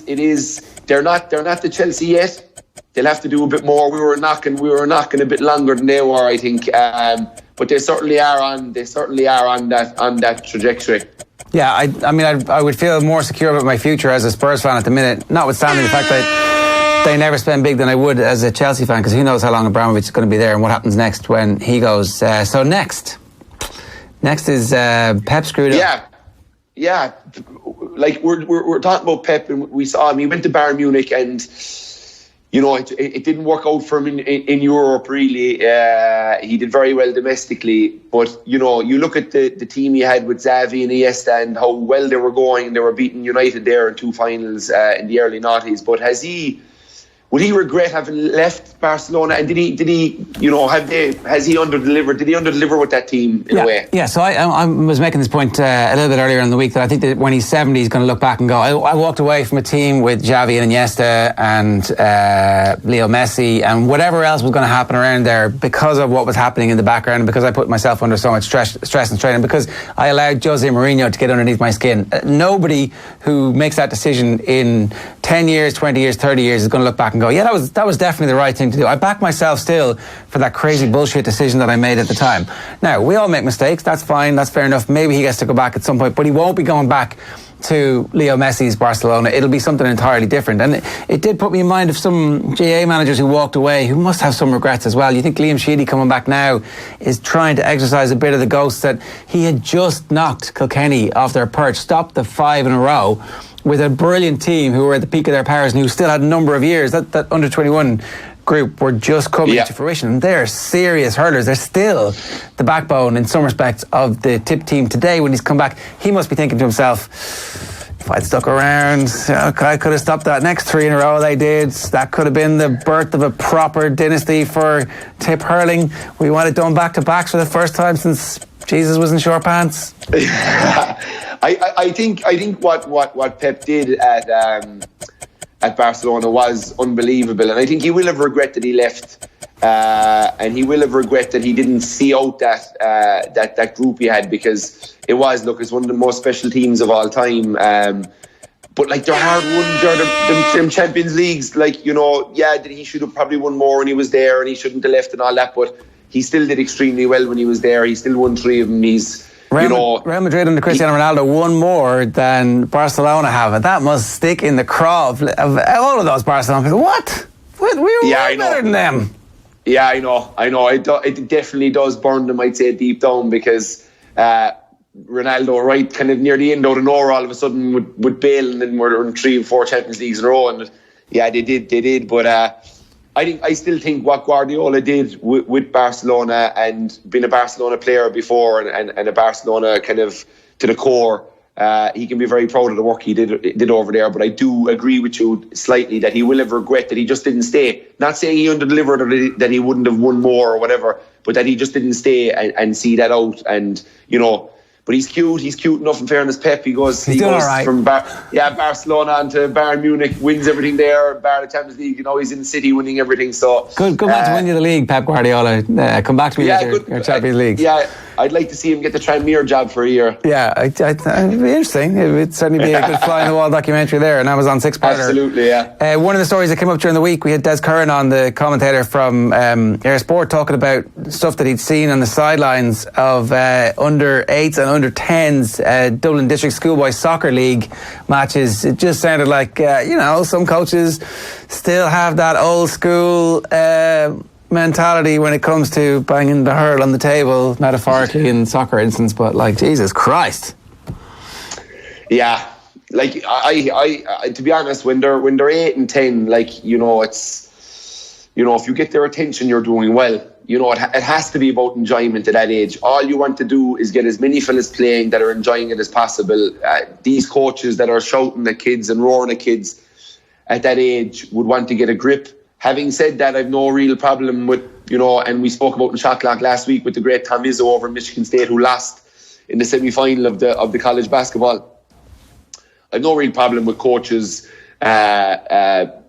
being like that with older men or fellas that are 18 or 19 that are becoming men or coming out of teenage years. But that younger age group, has to be all about fun. Like, every Sunday morning session has to be about a fun. Every game has to be about a fun. Every game has to be about getting everybody on to play. Who did you respond to? What type of manager? If would you like the cold, calculating, silent, nodding in the corner, Jim Gavin style, or do you want Davy Fitz on the pitch pushing the opposition? I'm probably more of a Davy Fitz man, to be honest. To get me going, I'd like Davy Fitz roaring at me if I didn't deliver or I had a bad game. It'd make me want to come back.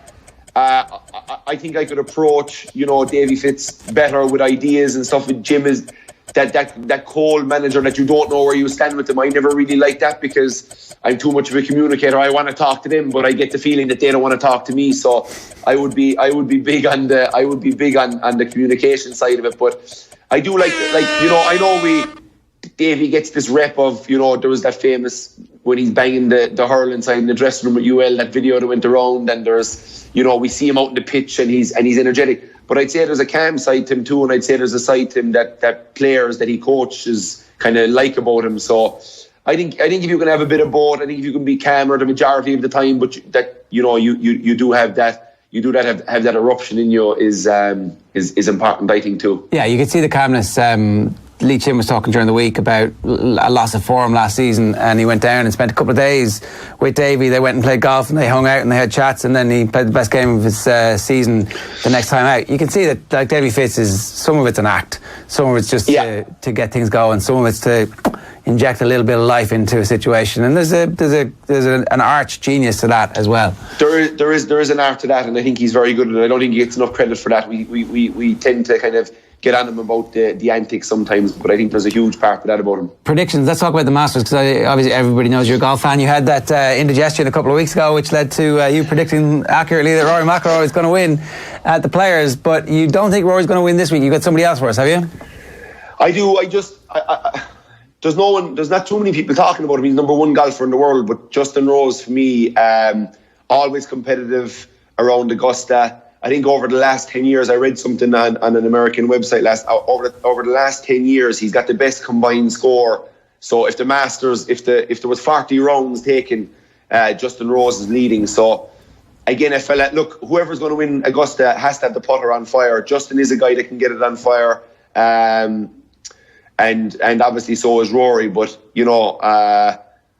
I'm just gonna go with Justin on this one. I do think it's about time he won this. He's been very competitive long enough, and I think he'll feel that, and he doesn't really have much pressure on him. Bubba Watson's 33-1 this weekend. I like that as an each way. Oh, you want to see more tears at the end of the broadcast? Will you stop? Sickening. The fake false tears of Bubba Watson and his. Oh my God! I think we just get Conor Moan and Conor Sketches on to if he wins it, we got to get him on Shot Clock next week to do a small bit of a reenactment. But I prefer to see Justin Rose win it, to be honest. Yeah, I think the only way that I can, it's Bubba Watson and Matt Kuchar, so that at least if you're actually hating what you see, there's a little bit of financial profit for it in you. Liverpool take on Chelsea on Sunday. What's going to happen?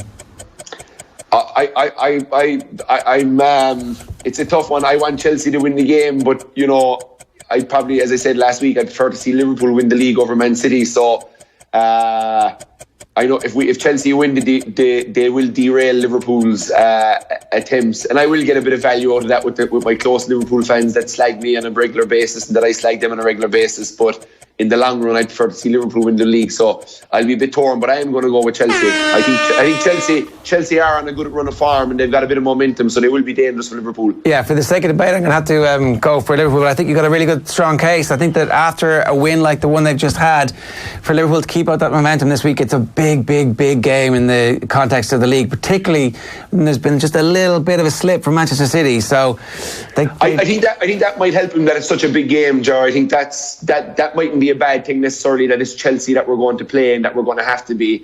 I'd be a bit more worried if it was a mid-table team that, we should win, but next thing if you go one down, you're in panic mode, and next thing you're saying, Jesus, we're 5 games to go, our season's over if we don't beat these, and we're going to be known as chokers because we lost to Huddersfield or somebody. Whereas I think Chelsea, they'll get right up for it, they'll be at the peak of it, and Chelsea are going to get Liverpool's best shot, and it's going to be, I think it'll be a very good game on Sunday. Yeah, Kieran, good stuff. Enjoy it. Another Shot Clock's in the books. Thanks a million.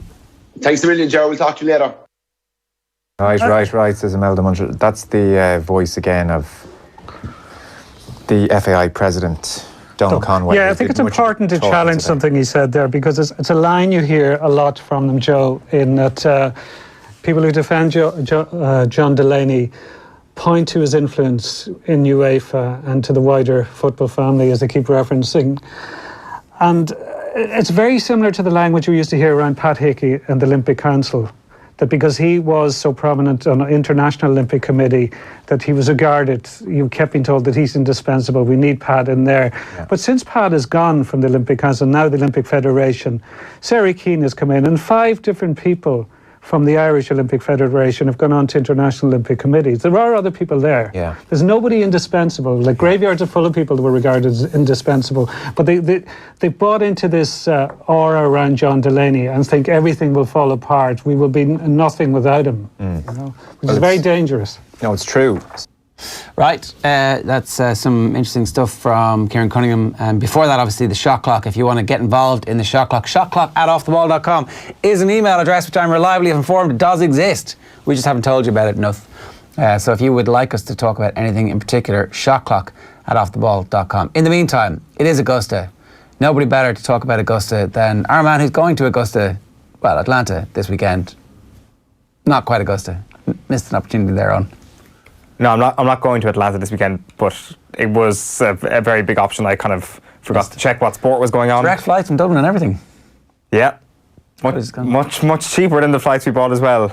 Going to the United States. Anyway, that's a story for another day. I'm not going, but if you are going, hang on. What's going to happen to you? Started a new podcast and you're swanning off and leaving it just after you've started to swan off and do it. I'm flying over to actually see if there's any good Game of Thrones viewing parties in Texas on Sunday night. If there is, hit me up. I've actually done a quick Google, and I think there actually might be. So I'll do a bit of work while I'm over there. Sorry, no, I'm going fully on holidays in case the American government are watching. We want to talk about the rules at Augusta, because it's always fascinating looking at the sort of stringent terms and conditions they apply to you if you want to be a patron at Augusta. Let's have a look at this for the 2019 rules. Things you can't bring in, the prohibited items.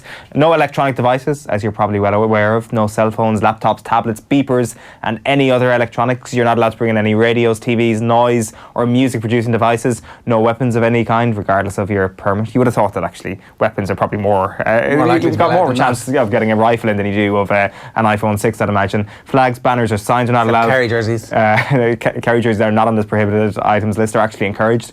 No cameras, no chairs or seats with pointed ends, folding armchairs or rigid type chairs, no strollers, no food, beverage or coolers, no golf shoes with metal spikes, no ladders, periscopes or selfie sticks, no backpacks, bags and purses larger than 10 inches by 10 inches by 12 inches in its natural states.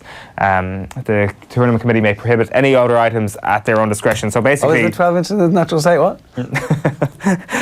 Basically, if you've got anything, don't bring it in to Augusta. You're allowed to wear the clothes on your back and... rubber shoes. Rubber shoes, basically. That's all you're allowed to bring in. You've got to be careful what you wear, though, sometimes, even if you're a pro golfer. Take a look at this from Ricky Fowler when he was a wee nipper in 2011.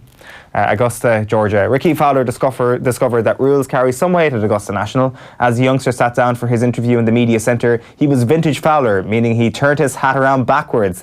While he was asked by Augusta National member Ron Townsend to turn it around, Fowler explained that he does it that way so that people can see his face, an explanation that earned him 0 credit points with Townsend. A second request to turn it around was granted by Fowler. Absolutely sickening behaviour from the then millennial Ricky Fowler. Not as bad in terms of instructions as it is being in the media, though, I'd imagine. These instructions were given to CBS before the 1979 Masters. So, never refer to the gallery or patrons as a mob or crowd. Never estimate the size of the gallery. Never refer to players' earnings. Never refer to Masters prize money. De-emphasise the players' antics. Do not compare any holes at Augusta National with those at another golf course. The water in front of the 13th green is not to be called Rays Creek, but a tributary of Rays Creek. Make no reference to Masters tickets having been sold out. Make frequent mention of the presentation ceremony to be conducted at the end of the final round. Do not guess at where a ball might be. Do not estimate the length of a putt. And instead of identifying Lee Elder as the first black man to play in the Masters, say he's the first person of his race to play in the tournament. I'd imagine a lot of those rules still remain. The good news, though, is 1970s rules means 1970s prices, because if you look at the food and drinks menu at Augusta National, you can get an egg salad sandwich for only $1.50, a pimento cheese sandwich for only $1.50, a Masters Club sandwich for $2.50, a grilled chicken wrap for $3. Breakfast is pretty cheap. You get a sausage biscuit for $1.50. Beverages, though, is where it's at. Domestic beer for only $4. Like, in American standards, that is incredibly cheap. And you can get absolutely sloshed on American craft beer, $5 a pop. That's why the galleries are so good on Sundays. Everybody's hammered. Well, that's exactly it. You can sit there, and also you don't have your phone to distract you from consuming copious amounts of craft beer. So that's what you need to keep in mind if you are one of the lucky few going to the Masters. But of course, I can't tell you if it's been sold out or not. Yeah, I mean, did they relax? Did we ever get an updated version about what they're... Because estimating the length of a putt's kind of an important... I mean, you don't guess. You're like, oh, it's a 14-foot putt. That's not a guess. Yeah, well, I'm guessing, I'm telling you. That's one way of getting around it. It is interesting that like that image that I got there, it went viral on Twitter a few years ago, the one of the 1979 rules. And I wonder, was that Twitter user ever seen again? No, they were disappeared somewhere in the New Jersey Turnpike or whatever the Atlanta equivalent is. All right, so there are your Augusta's rules. We have John Duggan's Masters tips up live on offtheball.com. We can share them again for you. Yesterday, Hideki Matsuyama was the outsider, Don Ram, and a little bit of Rory action in that as well. So check out offtheball.com for the preview that we did with John yesterday and his tips. I mean, I don't really want to back Matt Kuchar, but I can see the merits of it and something similar. Matt Kuchar and Bubba Watson. You know, imagine you're sitting there watching the final pairing on Sunday night and it's Matt Kuchar and Bubba Watson and you're just like, oh God, please. I wish the Lord would take me.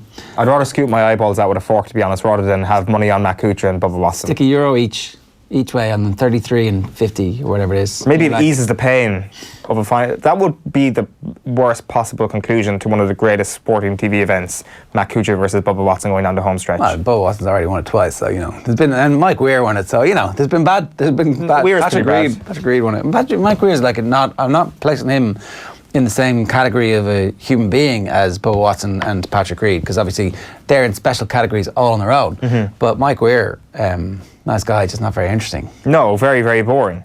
Like, that's one thing, like, a lot of people can take or leave Rory McIlroy, especially in this country, but there's something exciting about watching him play. It's never been boring watching Rory McIlroy chase a major on the final day. Yeah. Especially at Augusta. I think that a lot of people can't take or leave Rory. I think a lot of people actively hate Rory McIlroy, and then there are his defenders. There's very few people who are like vanilla about Rory. He, for whatever reason, incites quite strong feelings. I'm quite vanilla about Rory. I kind of like him. I'd be. So that's not vanilla. It's nah. Like you like him. You just said you like him. You want him to win. Yeah, I want him to win. Well, you're on one side. But I'm not like passionately saying I would wear my Northern Ireland flag on one shirt and my tricolour on the other shoulder. First half and half. The first half and half between Northern Ireland flag and tricolour if Rory McIlroy wins on Sunday. I wouldn't go that far, but I'd fist pump quite a lot. You could. So you're now like. Was that your first time in the North? No, I've been to the North tons of times. Tons and tons and tons of times. I can at least count it on two hands at this point. I need a second hand. And was it the longest you've stayed in the North? No, I stayed in the North longer. It was only one night. How did you find the North? Lovely, absolutely brilliant country, great people, great setting. I love Northern Ireland. Yeah, really, really do enjoy it. Belfast is a great city. The only thing is it closes very, very early. Although, to be honest with you, we went to bed very, very early a couple of nights ago. On previous excursions to Belfast, it's like, this is great, this is so much crack, and then it's like 1 a.m. and it's like, no, sorry, your time's up. Yeah. Which is one of the drawbacks of the city. Yeah, I mean, there are places, I'm sure, that you could do a secret knock and Sarsfield is the password or whatever it was. Well, unfortunately, when you're a holiday maker in a city, you can't actually do such a thing. I'm getting crap from Denny Ryan on Twitter, @Albert Capias, to say, you haven't been watching Villa. Jared Grealish has been class, but their main man in most games has been John McGinn. Just check out their fans' Twitter.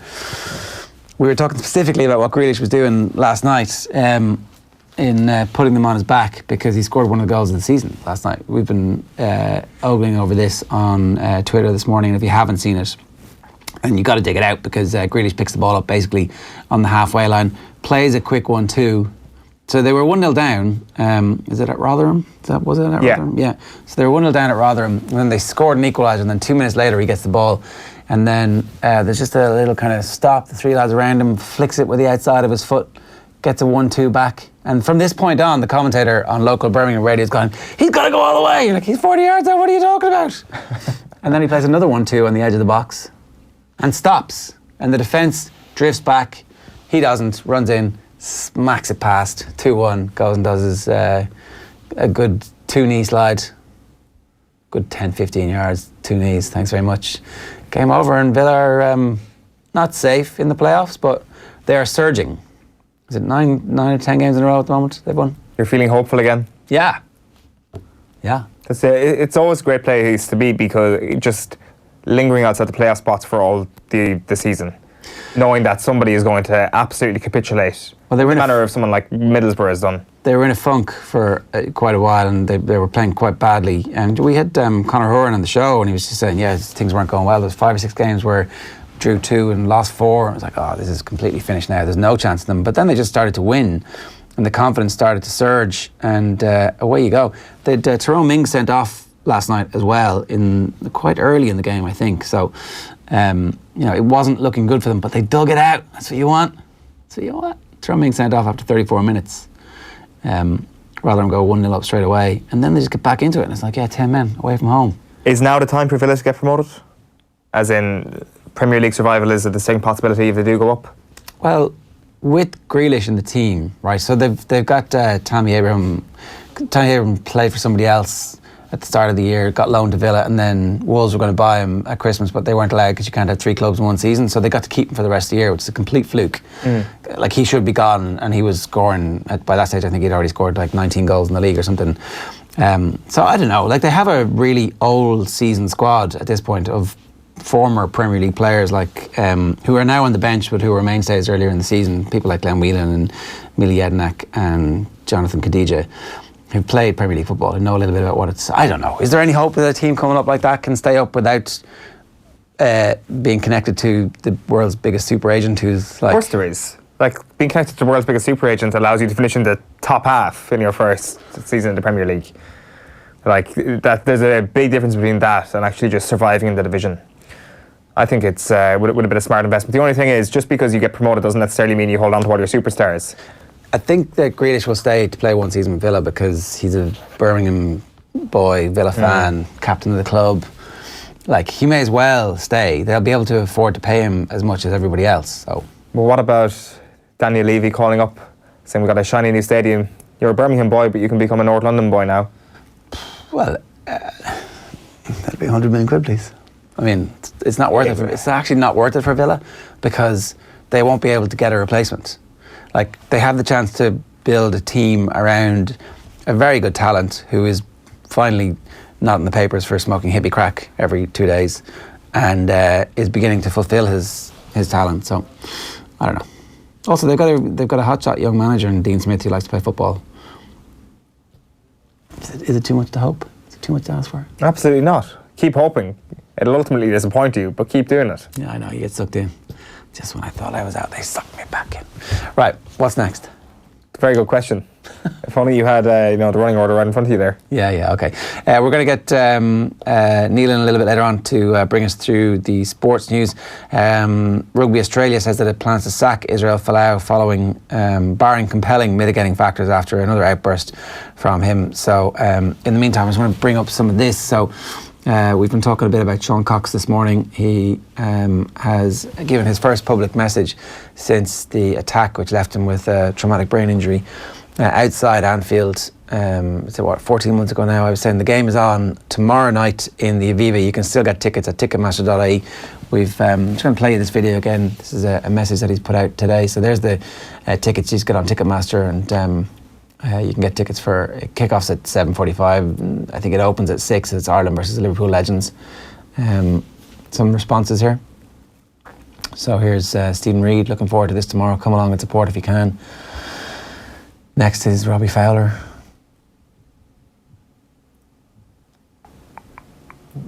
Great to see this. If you haven't got a ticket, why not? Worth it just to see at RealAldo474 argue with the fourth official. Maybe at McAteer4 will do a Holland against Liverpool. I mean, that'd be great. What? Kind of clinging to the touchline, a bit knackered, and the ball comes back. Next one. The first minute. Some more general ones. This will easily be the best thing you'll watch today, tomorrow, or the rest of the week. It's Seán Cox saying thank you to the fans who are going to go to the Liverpool Legends versus the Ireland 11. That one, as I said, is kicking off at 7:45, and tickets are still available. All the proceeds. Huge response to that video that we played a little bit earlier on this morning. So, yeah, if you can get a ticket, do get your hands on it. We'll play that video again for you here. Have a look. Thank you. Yeah, so the easiest thing you can do is get onto Ticketmaster and click buy a ticket, and even if you can't make it, to be a part of the atmosphere, which I'm sure is going to be fairly sensational, because the family did yesterday confirm that Seán Cox has been cleared medically for a release to go to the game. Obviously, he still has a lot of rehabilitation work to do at the National Rehabilitation Centre, so we wish him and the family all the best, and definitely, if you can get along to the game, do get your ticket. Now, Neil is here. Neil, how are you? Not too bad. I'm all right. Bit of breaking news this morning? Some absolutely huge breaking news this morning, Ger, because Rugby Australia have issued a statement in conjunction with New South Wales Rugby Union saying that it is their intention to terminate the contract of Israel Folau after the latest of his homophobic Instagram posts yesterday, where he suggested that homosexuals, among others, would be going to hell. Now, this statement has only just come in the last couple of minutes. I'll actually read it out here. Rugby Australia Chief Executive Raylene Castle and New South Wales Rugby Union CEO Andrew Hoare have issued the following statement in relation to Israel Folau. Rugby Australia and the New South Wales Rugby Union have made repeated attempts to contact Israel both directly and via his representative since 6:30 p.m. on Wednesday, and at this point he has failed to communicate directly with either organisation. Whilst Israel is entitled to his religious beliefs, the way in which he expressed those beliefs is inconsistent with the values of the sport.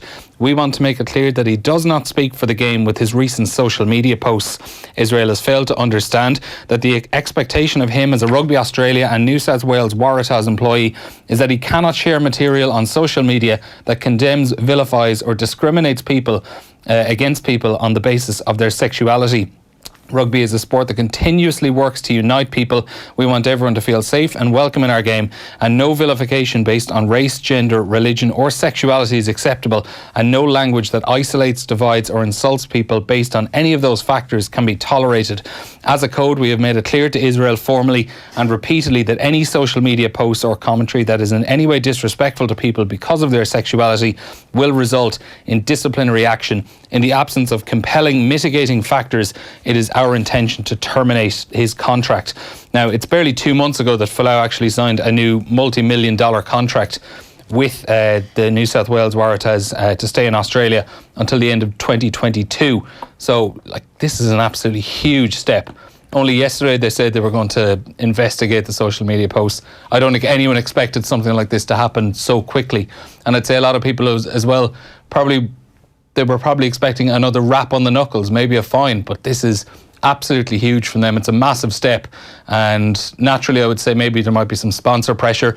I know Qantas, one of the big sponsors yesterday, they came out and said it was unacceptable as well, in line with the Wallaby statement. There had been pressure from the sponsors previously, so it's like, look, it's not that we should be driven by sponsors, but it is interesting that sponsors are flexing their muscles and stuff like this, and you know, they are part of society too, and they feel like they have a responsibility.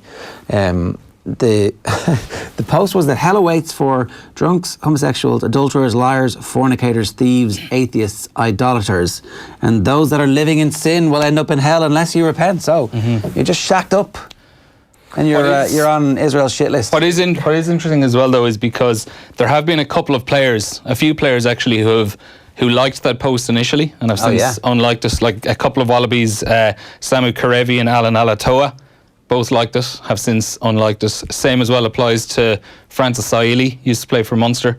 He initially liked it yesterday, I spotted that. Waisaki Naholo, current All Black. Right. So there are a few players that, you know, appear anyway to have given their backing to it, only for maybe someone had a word with them and said, please unlike that. But, you know, these things get seen. I wonder how many atheists read that and were like, oh God, that's actually a really good point. I'm going to hell. I'm going to hell, yeah. I feel God, there is a God, actually, and the anti-God is going to eat me up if I continue to disbelieve. I'm worried now that Israel has shown me the light that I'm also going to hell. I don't know, did you see Joe Marler on Twitter yesterday? He won Twitter yesterday. He won the day. He just tweeted, Joe Marler, Harlequins, former England player, probably not everyone's favourite player in the world a lot of the times, but everyone's favourite player yesterday, because he just tweeted Israel Folau a gif of two very muscular, burly men shifting the face off each other. which was just brilliant. It's one way of answering him. There was a cover of a magazine, which was an LGBT magazine from, I don't know, was it the middle of the last decade, where Israel Folau 2014, I think it was. Was it? And Israel Folau was on the front cover of it. So something's changed in his life. Promoting I think it was an LGBT kind of rugby festival or competition. Yeah. Something has changed in his life that has led him down this path of extreme right-wing conservatism. I don't know what that is, and you kind of would hope that people become more open as life goes on, but clearly that's not happening at the moment. There is a community of people who believe the thing that Israel Folau believed, including all those people who liked his tweets. I mean, there are almost close to 15,000 people like that Instagram post yesterday, which is, equally as worrying. There is a culture of people who just swipe on Instagram and just click like all the time. Like this jumped out at you though. It was massive, bold letters. Fair enough. I don't think it's something that you just see a post and you just kind of liked away on it. You would have noticed immediately. Like, I don't know, do you still have it there in front of you? The word hell is pretty big in front of the screen. I didn't actually have the actual post. Is the post still up? He's just like. It was. I saw it about an hour ago was when I last looked at it. Well, if he's getting sacked, he's going to double down on it now, right? And so he becomes a martyr for that grim subsection of society who believes free speech, etc., etc. Yeah, and also those people who espouse these beliefs and who live it on a day-to-day basis and who spread their hate wherever it can go. So, but the other thing that happens out of this is that he goes to a club in France almost immediately, right? Like next week, he could be on a plane to France to play. Is there a French transfer window? Is there but then players who are out of contract must be available to sign at any time, right? So effectively he becomes a free agent, or is there a chance that he ends up playing in the playoffs in England, like on a short-term deal? I think it would be pretty tough I think, for a lot of teams to sign him. I think you would at least need they would at least need the dust to settle for them to get away with it from a PR point of view. Maybe if you're also as well, they haven't said he is sacked as of this moment. They say it is our intention to sack him or to terminate his contract in the absence of compelling mitigating factors. They haven't actually been able to speak to him yet, they've said. Okay. They haven't been able to make any contact either directly through him or his representative. So they say it's their intention to terminate the contract, which is a pretty strong thing to say. There would want to be some pretty compelling evidence to overturn that, though. In terms of like a club potentially signing him and not getting bad publicity for it, if only it was a year where there was another big rugby event happening where for your club you could quietly slip Israel Folau in while Ireland are getting battered by the Springboks at the same time and everybody's talking about the World Cup. There's not a hope you could quietly go about that signing, even if it happened in the middle of a World Cup. He is, arguably he is definitely one of the best rugby players in the world. Definitely one of the most talented. Comfortably one of the most high-profile players. There's no way you're just casually slipping that signing in under the radar. Not true. Yeah. Okay. We should talk about some other bits and pieces that are going on in the world. Not casually under the radar, but like if you are. So I don't want to pick a club in France for fear of targeting them all with the same brush. But if you are like a slightly out there owner of a club in France who clearly doesn't care about what the rest of the world says, if one of those characters existed in a fictional world, and you've got a need in a position because of something else that's already happened this year with somebody you invested lots of money in, you're like, yeah, I'll take this guy for 6 weeks. I don't care. I'm going to win the title. Or are they still even in competition? No, they're nowhere near winning the title. Are they? But are they definitely going to qualify for Champions Cup next year? They probably are they? And my top 14's table knowledge is letting me down. God damn you. Insufficient knowledge of top 14's league standings. All right, come on, talk amongst yourselves there. And they definitely need to. Well, can they still qualify? 6 teams qualify, do they? Shows it there. So they're like say they were a bottom half club in the table. I can see Toulon signing him. Good to basically. go. You can totally see Toulon making a signing. All right, we want to go to something that was spotted eagle-eyed. Was it our own Phil Egan who spotted this, or is he just did he just get sucked into the whole story? Anyway, I want to say good morning to Dave Moore. How are you, Dave? All right, how's it going, lads? I want to show you a picture, Dave. How are you? Yeah, Come on, what's I'm this? pretty good. It's Luis Suarez. It's a big picture of Luis Suarez. It's doing the rounds on Twitter. And then there's the big, happiest head I've ever seen right there in the front row. Look at that. That's the best picture. Well, it was a beautiful 30 seconds when, Luis Suarez, having scored, or what he thought he'd scored, running over to the United fans in the corner to celebrate. And obviously, he wanted to soak up the vitriol of the anti-Scouse feelings. And then, as he ran over, he saw the linesman's flag, and his face, I've never seen anyone's face change so quickly. He was so I'd imagine yours. Well, that's it, because I was like, and then I saw the flag myself, and I did the opposite of him, but the vitriol and abuse that was being hurled at him, but I just thought it was the funniest thing I'd seen. I was just like, look at his head. I was kind of delighted. This is a Caravaggio, though. If we can take the picture back up, right? Because you can see on the picture, everybody else still has their face of hate going, you are Luis Suarez, we hate you more than almost any other footballer in the history of the Premier League, except you are like, this is amazing, it's Suarez. It's like, look at the other faces there, look at them. And then there's just I'm so happy. Did I let the side down? I mean, no, you saved it. I think that you laughing actually gives all the rest of them just this little bit of humanity that nobody else has. There we are. Just in case anybody missed it, we're ringing you there now. And the speed of it, you're obviously your brain is working at a much faster pace than all the rest of them, who are just still filled with hate, and you've moved on to acceptance and joy. Yes, now obviously 30 seconds later, VAR came into play, and all of a sudden my face went back the other way. But yeah, it was an amazing couple of minutes, all right. Yeah, you're going to forget about the VAR in years to come. You will always have that moment where, that's true. Suarez is just being laughed at, and you're leading it. And what was funny was I was over with my friend watching the game, and when we got back to his place, we went on to watch the highlights on YouTube, and we screen grabbed a bit where that corner, was in the shot, and then zoomed in on a YouTube screen grab, and we're like, that's us, and it was the two most pixelated pieces you've ever seen. We were so happy, and then 10 minutes later, this picture arrives, and I'm like, oh my God, that's class. The best thing ever. How do you get those seats? Those seats are amazing. I know a guy, and he's very well connected. Very good. Yeah. Because there's a thing in football that I think that everybody should at some point experience, being pitch side. Because the view isn't great, right? You don't actually get to see the formations really well. And you're like, who is that over there? I can't really see. Yeah. But what you do understand is the pace and power of these athletes when you're right at pitch level. Yeah, absolutely. And I think I've sat in a couple of good places in Old Trafford, but this one was the first time I've ever been absolutely the front row person. The only thing in my way was a corner flag and a ball boy.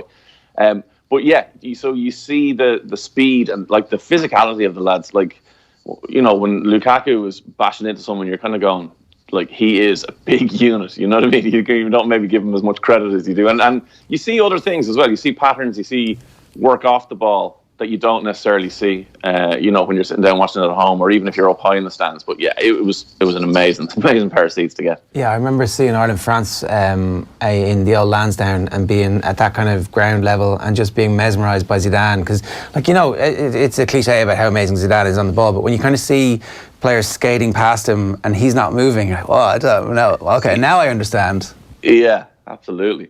It's great. I mean, the best seats I ever had actually were directly the seats with your arms on the back of the dugout. Wow! At Old Trafford, it was a friend of a friend, but basically they're his family seats, and it was a game which Gary Neville scored, which was obviously a rare occurrence. And Sir Alex Ferguson turned around and grabbed me by the scruff of the neck and cheered in my face. So I always have that. So Old Trafford's a place for me to go. That's class. How did you think the team played last night then? Look, all in all, I think it's probably a result, that you can go to the new camp with the hope of a fan, and who knows what's going to happen. But I thought Messi was quiet. I thought McTominay had the game of his life. Fred was unbelievable. For someone who has flattered to deceive since he arrived, and then all of a sudden he had his best game where we really needed him. So yeah, I thought, look, I don't think, the days of Manchester United being on a par with Barcelona or even close to it, like, are a little bit behind us, and hopefully we're building something now that will get us back there. But yeah, it was a great game. Bad results, but it was brilliant. So Dermot Day on Today FM is, a double-hander. What's happening today? Well, I've just done this with them for the first link of the show, but then I'm going out for breakfast now in Manchester. I'm going to chill out, and then we're doing the show from Cork tomorrow, so I'll be down there tomorrow. So. All right, good stuff. Thanks a million for joining us, and congratulations on your 15 seconds of fame, and also redeeming the entire crowd with the laughing. Thanks, Ger. Appreciate it. Dave Moore, star of Dermot and Dave every day on Today FM, and you can tune in now to listen to some more goodness from the flying solo Dermot today. I wish it was kind of like a lewd gesture, because Dave is clearly such a gentleman. It would have just been a perfect sort of... Camera caught him 10 seconds earlier or 10 seconds later, who knows? Yeah, like, I mean, it's one of those... It's one of the cultural references that I always bring up in the show, is anything from extras, really, when they completely skew a character. Like, that would have been his extras moment. Him doing God knows what. You can picture it yourself. Whatever you like, whatever anybody else was doing in that crowd, if Dave was doing that, I would have found it even more funny. But as it was, Caravaggio-esque, it was beautiful. It is great. I would get that blown up on my wall. I mean, you have to explain to the kids, like, yes, there's a lot of bad people saying bad things here, and this man is actually kind of a bad person too, but Daddy's funny in this, so that's why we're putting this up. Humour wins all, right? That would be... The Alex Ferguson story there is fantastic. I always... that's one thing that I wish all football grounds had.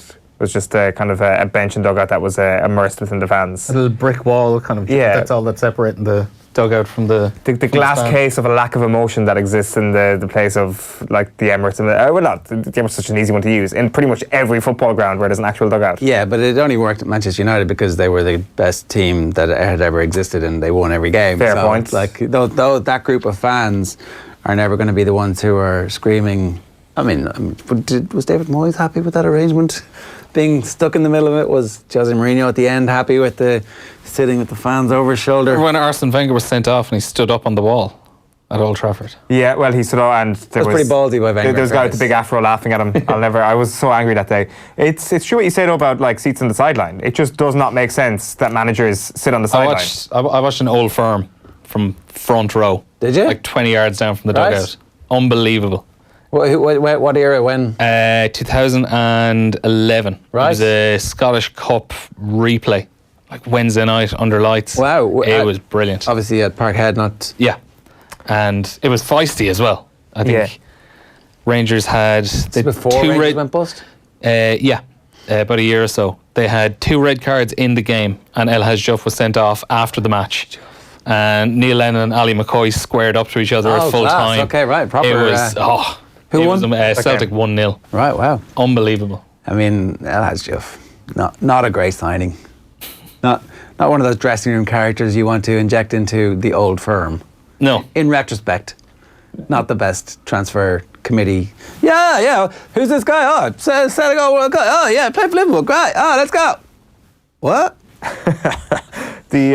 Like, sitting pitch side is the only moment where you'd actually be kind of tempted to take your phone out.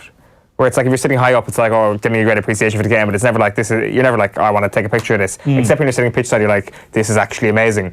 Like, we were up at the very front row for the league final a couple of weeks ago, so like for Kerry man, it was a rare experience seeing the hurling up close, front row, and there was a Waterford sideline right in front of us, and Austin Gleeson stepped up to take it. I was I had to take out my phone because it's going to be beautiful. Going to see it gliding over the bar, perfect shot. Shanks it.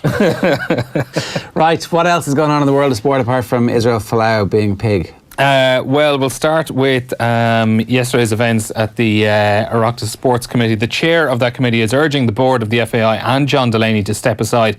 FAI officials spent 8 hours appearing before the committee yesterday, answering questions about governance and the loan former CEO John Delaney gave to the body in 2017. John Delaney, who said legal advice prevented him from commenting further on the payment, confirmed he provided the €100,000 cheque after being informed of a serious financial situation at the association. Sport Ireland is withholding FAI funding as it was not informed about the loan at the time. The committee chair, Fergus O'Dowd, appeared on Off the Ball last night, and he says the FAI board should go, and John Delaney, in order to restore public faith. I do absolutely. Yeah. I believe all of them should go. Okay. And I think they should go voluntarily. I think we shouldn't be pushed. They should say, look, let's have a transition.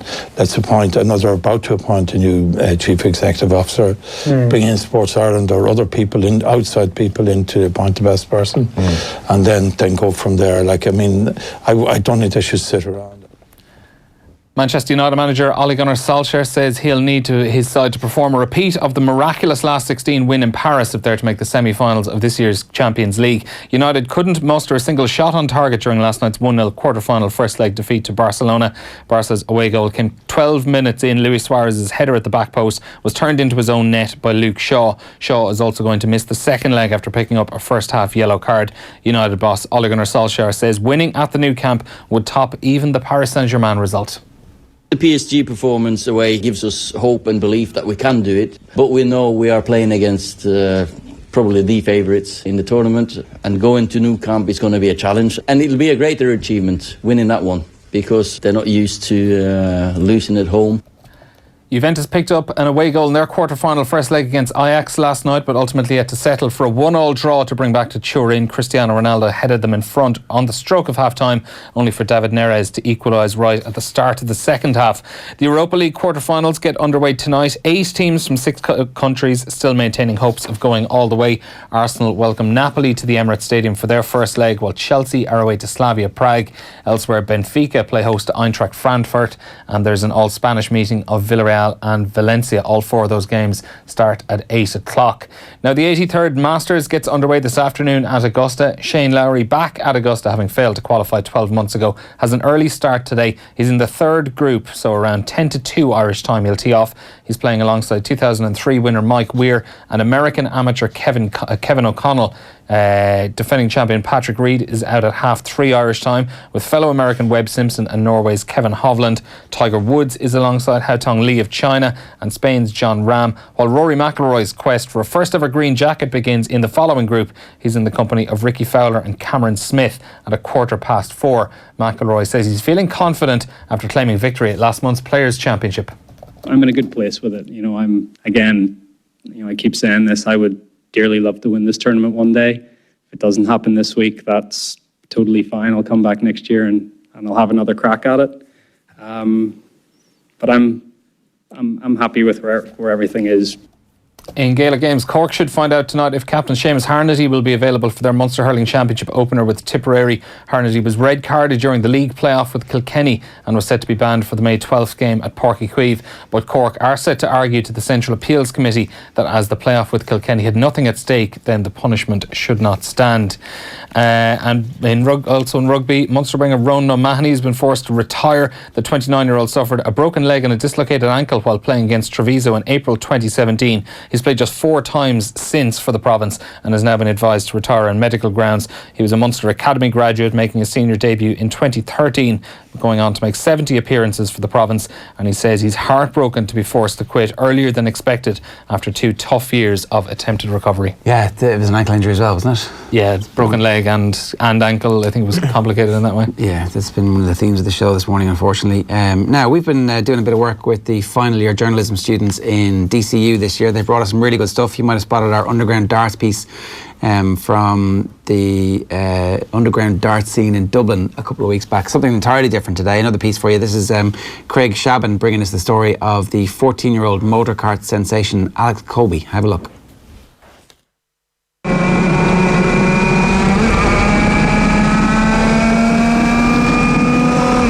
At age 14, Alyx Coby is a record-breaking and pace-setting female competitor in the male-dominated world of motorsport.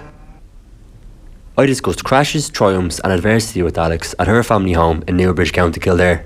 I was born into racing because my dad had been a driver and my uncle was a driver. So I grew up around karts and the track. Kind of everyone knew that I was going to get into a kart at some stage. Alyx became the youngest ever driver to win a cadet race in Ireland. When I won my first race in cadets, it was an amazing feeling. Just before I drove into the pits, I could remember this burst of energy come into me and chills run up my spine. I couldn't believe that I'd won my first race. You never really think you will until you do. Alyx currently holds 3 lap records, 32 podiums and 11 wins. She's the driver all the lads are trying to catch. Being one of the only girls driving against all the lads is definitely intimidating. When I started racing, I think the lads definitely looked down on me. The more I got over that and the more I was beating them and I was getting the podiums, they were more looking at me as a competition. The karts Alyx race in have a top speed of 140 kilometres an hour, so there is always a danger of crashing. I remember having a really bad crash and people would say it's probably one of the worst crashes they've seen. I was going around the first corner and I had been caught up with 5 lads.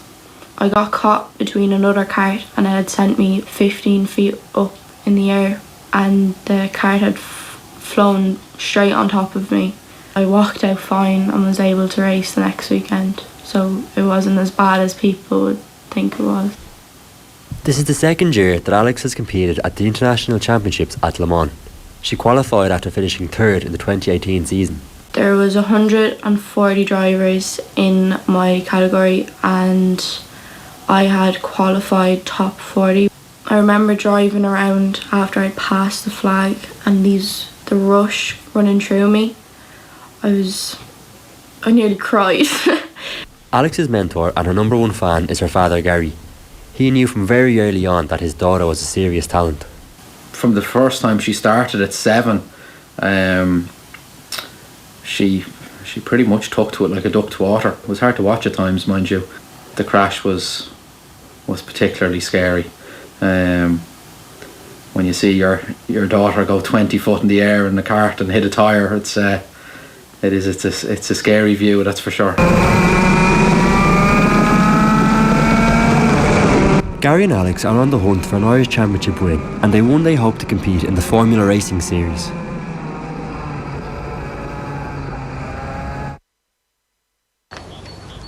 Yeah, great stuff there. Just a little bit more of this stuff for you. Oh!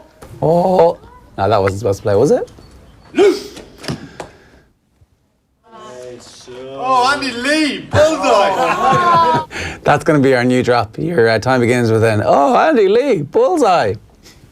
Did nobody else get a bullseye? Is that why it was so, here we go. Tommy did, but he forgot to record it, I think. See, Andy is like literally, he could be in the cast. The rest of you are kind of like, who are these little hobbits who have wandered onto the set of a grown-up movie? You do know that there was like a movie along similar lines made called The Hobbit. You do realise that was actually a feature that I would actually fit in perfectly in this world. It was a book, Owen. It was a movie as well. It was a book first. It was a movie. Like it was.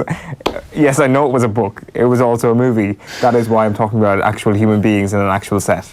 We'll have that full story up of the 14-year-old motor kart racing sensation Alyx Coby a little bit later on offtheball.com. We're going to leave you with this. This is our final show together for like a month, is it? You're going to America for like 6 weeks or something, is it? 2 weeks. On hiatus. 2 weeks. Yes, I'm going to. There was I'm only just after realising today that I'm going to be. I should have basically gone to the Masters. I should have flown into Atlanta instead and gone to the Masters for the weekend, but I didn't actually check the sporting calendar. So you're flying to Houston? Going to Houston instead. Basically, need to get to Alabama for next weekend, and we said, what do we do? Like, let's go to Texas because nothing ever happens in Georgia. Except for this one weekend that we're actually going to be there. Also, Atlanta's like the hottest hip-hop city in the world at the moment. Who cares about hip-hop? I want to go see the Houston Rockets this Saturday night. I think that's more important to me than hip-hop at any point. Atlanta's got a lot going for it. Good, thriving media scene. Yeah, great television show. Have you watched the Don Glover show, Atlanta? No, it's good. Yeah, very, very good. Excellent, actually. Yeah, it's been people raving about it. All right, we're going to leave you with this. It's our 5 minutes from this week's Shot Clock. It's with Mark Murphy, an Irish golf pro who's ploughing his trade in sunny Florida, speaking with Kieran Donaghy about the magic of Augusta, where he has been a caddy in the past himself. Have a look. Delighted to have Mark. Delighted to have you on Shot Clock this week. Big break champion 2014. We said we get that in there. How's life treating you, bud? All is well, buddy. All is well. The excitement is building over here now for the Masters that's coming up. I'm looking out the window and the golf course is packed here where I'm the director of golf in Palm City in Florida. So a lot of action coming this week from the Masters. So it's an exciting week for everybody. Yeah, like Augusta the week, if I look forward to the most, I think it's the best major. How do you feel about it?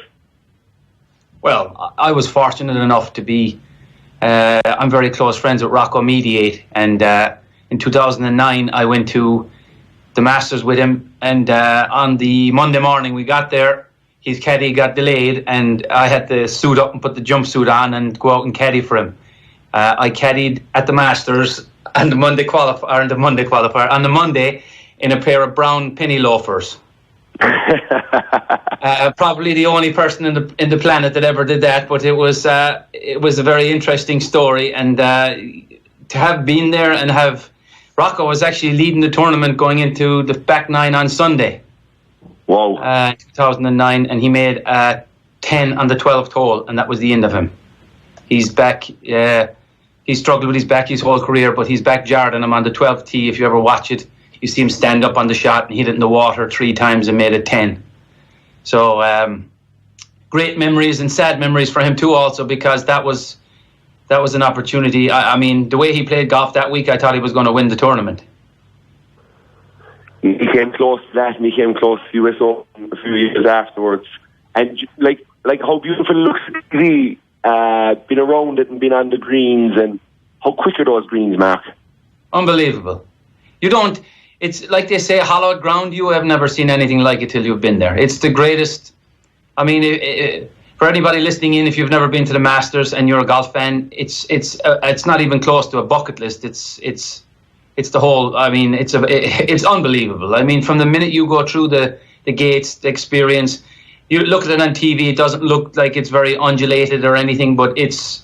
I mean, the drops in elevation that are there, and I mean, off the second tee is so far back in the woods that you never get to see where they're hitting most of the time. But it's the most incredible place in the world. I mean, the experience is, there's nothing like it. It's like an American coming to Ireland to go to the All-Ireland final. They walk away after, they go, holy smokes, that was the greatest thing I've ever done. Same thing for if you come over as a golfer. It's the greatest tournament. I've been fortunate enough to have been at all the majors. And there's not even a close second to it. Yes, that's high praise. Come here to me. Looking at the tournament this week, is there anybody you like? Is there anybody you fancy? I kind of picked Rose, and I've a fancy for McIlroy, obviously, but I think Rose, from what he's done the last number of years and how close he's been, he's knocking on the door. There's no real pressure on him, even though he's world number one. So, who do you fancy this week? Yeah, well, the stats would point towards Rose, greens and regulation and putting. But I mean, I met Shane Lowry was here last week for an old game of golf, and he said that he's never seen anything like the way that Rory McIlroy is hitting the golf ball at the moment, and the way he's playing. He said it's incredible to watch, and that coming from somebody that's that good. Shane knows he's some operator, and for him to say that Rory's playing some unbelievable golf, it's a high praise. So my money would be on Rory McIlroy this week, but you don't know. I mean, that golf course this is one golf course. It's horses for golf courses for me, because, I mean, Tiger won last year. He's not afraid to win. Tiger beat Rory McIlroy last week in the match play. I don't see Rory losing to him if it wasn't Tiger. I mean, the Tiger effect is coming back for me. I texted yesterday. I was looking into betting this on the seniors, and I texted Freddie Couples caddy, who's a good friend of mine, Mark Cheney, and I said, how's Freddie's chances this week? And he said, he's playing really well, but the golf course is really long. So for me to say that, I mean, Francesco Molinari to me is the best player in the world at the moment. That's my opinion. Opinions are everything. So for me, that would rule out Francesco Molinari if the golf course is long. So that would also bring back the Dustin Johnson and the Brooks Koepka. Jordan Spieth played decent. So, I mean, it's a coin toss for me this week, but my money is going on Rory. Yeah, and speaking about Shane, and I always like Shane around when he gets to play here, because he's so good. His shot game is so good that if the putter gets working for Shane, he could give it a rattle himself. Yeah, he's so consistent. I spoke to him, and he said that he was struggling with his driver. He just hit one drive. He'd be shaking his head in the round, and that's why he wasn't playing great. But he changed to this new Strixon driver, and he played out here the other day, and he said he's bombing it. So, you know, you need to drive the golf ball well around the Masters. You can't be going in there with any part of your game, you know, half-assed. Yeah. And my bucket list 540 is getting to play. I know what it is. I'll work on it for you. I can get you out there. All right. Are you still working on that? Oh, it's worked on, boy. Don't you worry. I'll sort that out. Me and you against Rocco and anybody else. I'm sure you'd play out there with anybody, boy. I'll keep the handicap up until I'm 40, okay? Well, yeah, keep the shots coming. Murph, listen, thanks so much for joining us on Shot Clock this week, man, and best wishes to you out in Florida, you and your family, and great to have you on, and I hope you enjoy the best major in golf this week. You got it, my man. I appreciate it. Have a great day.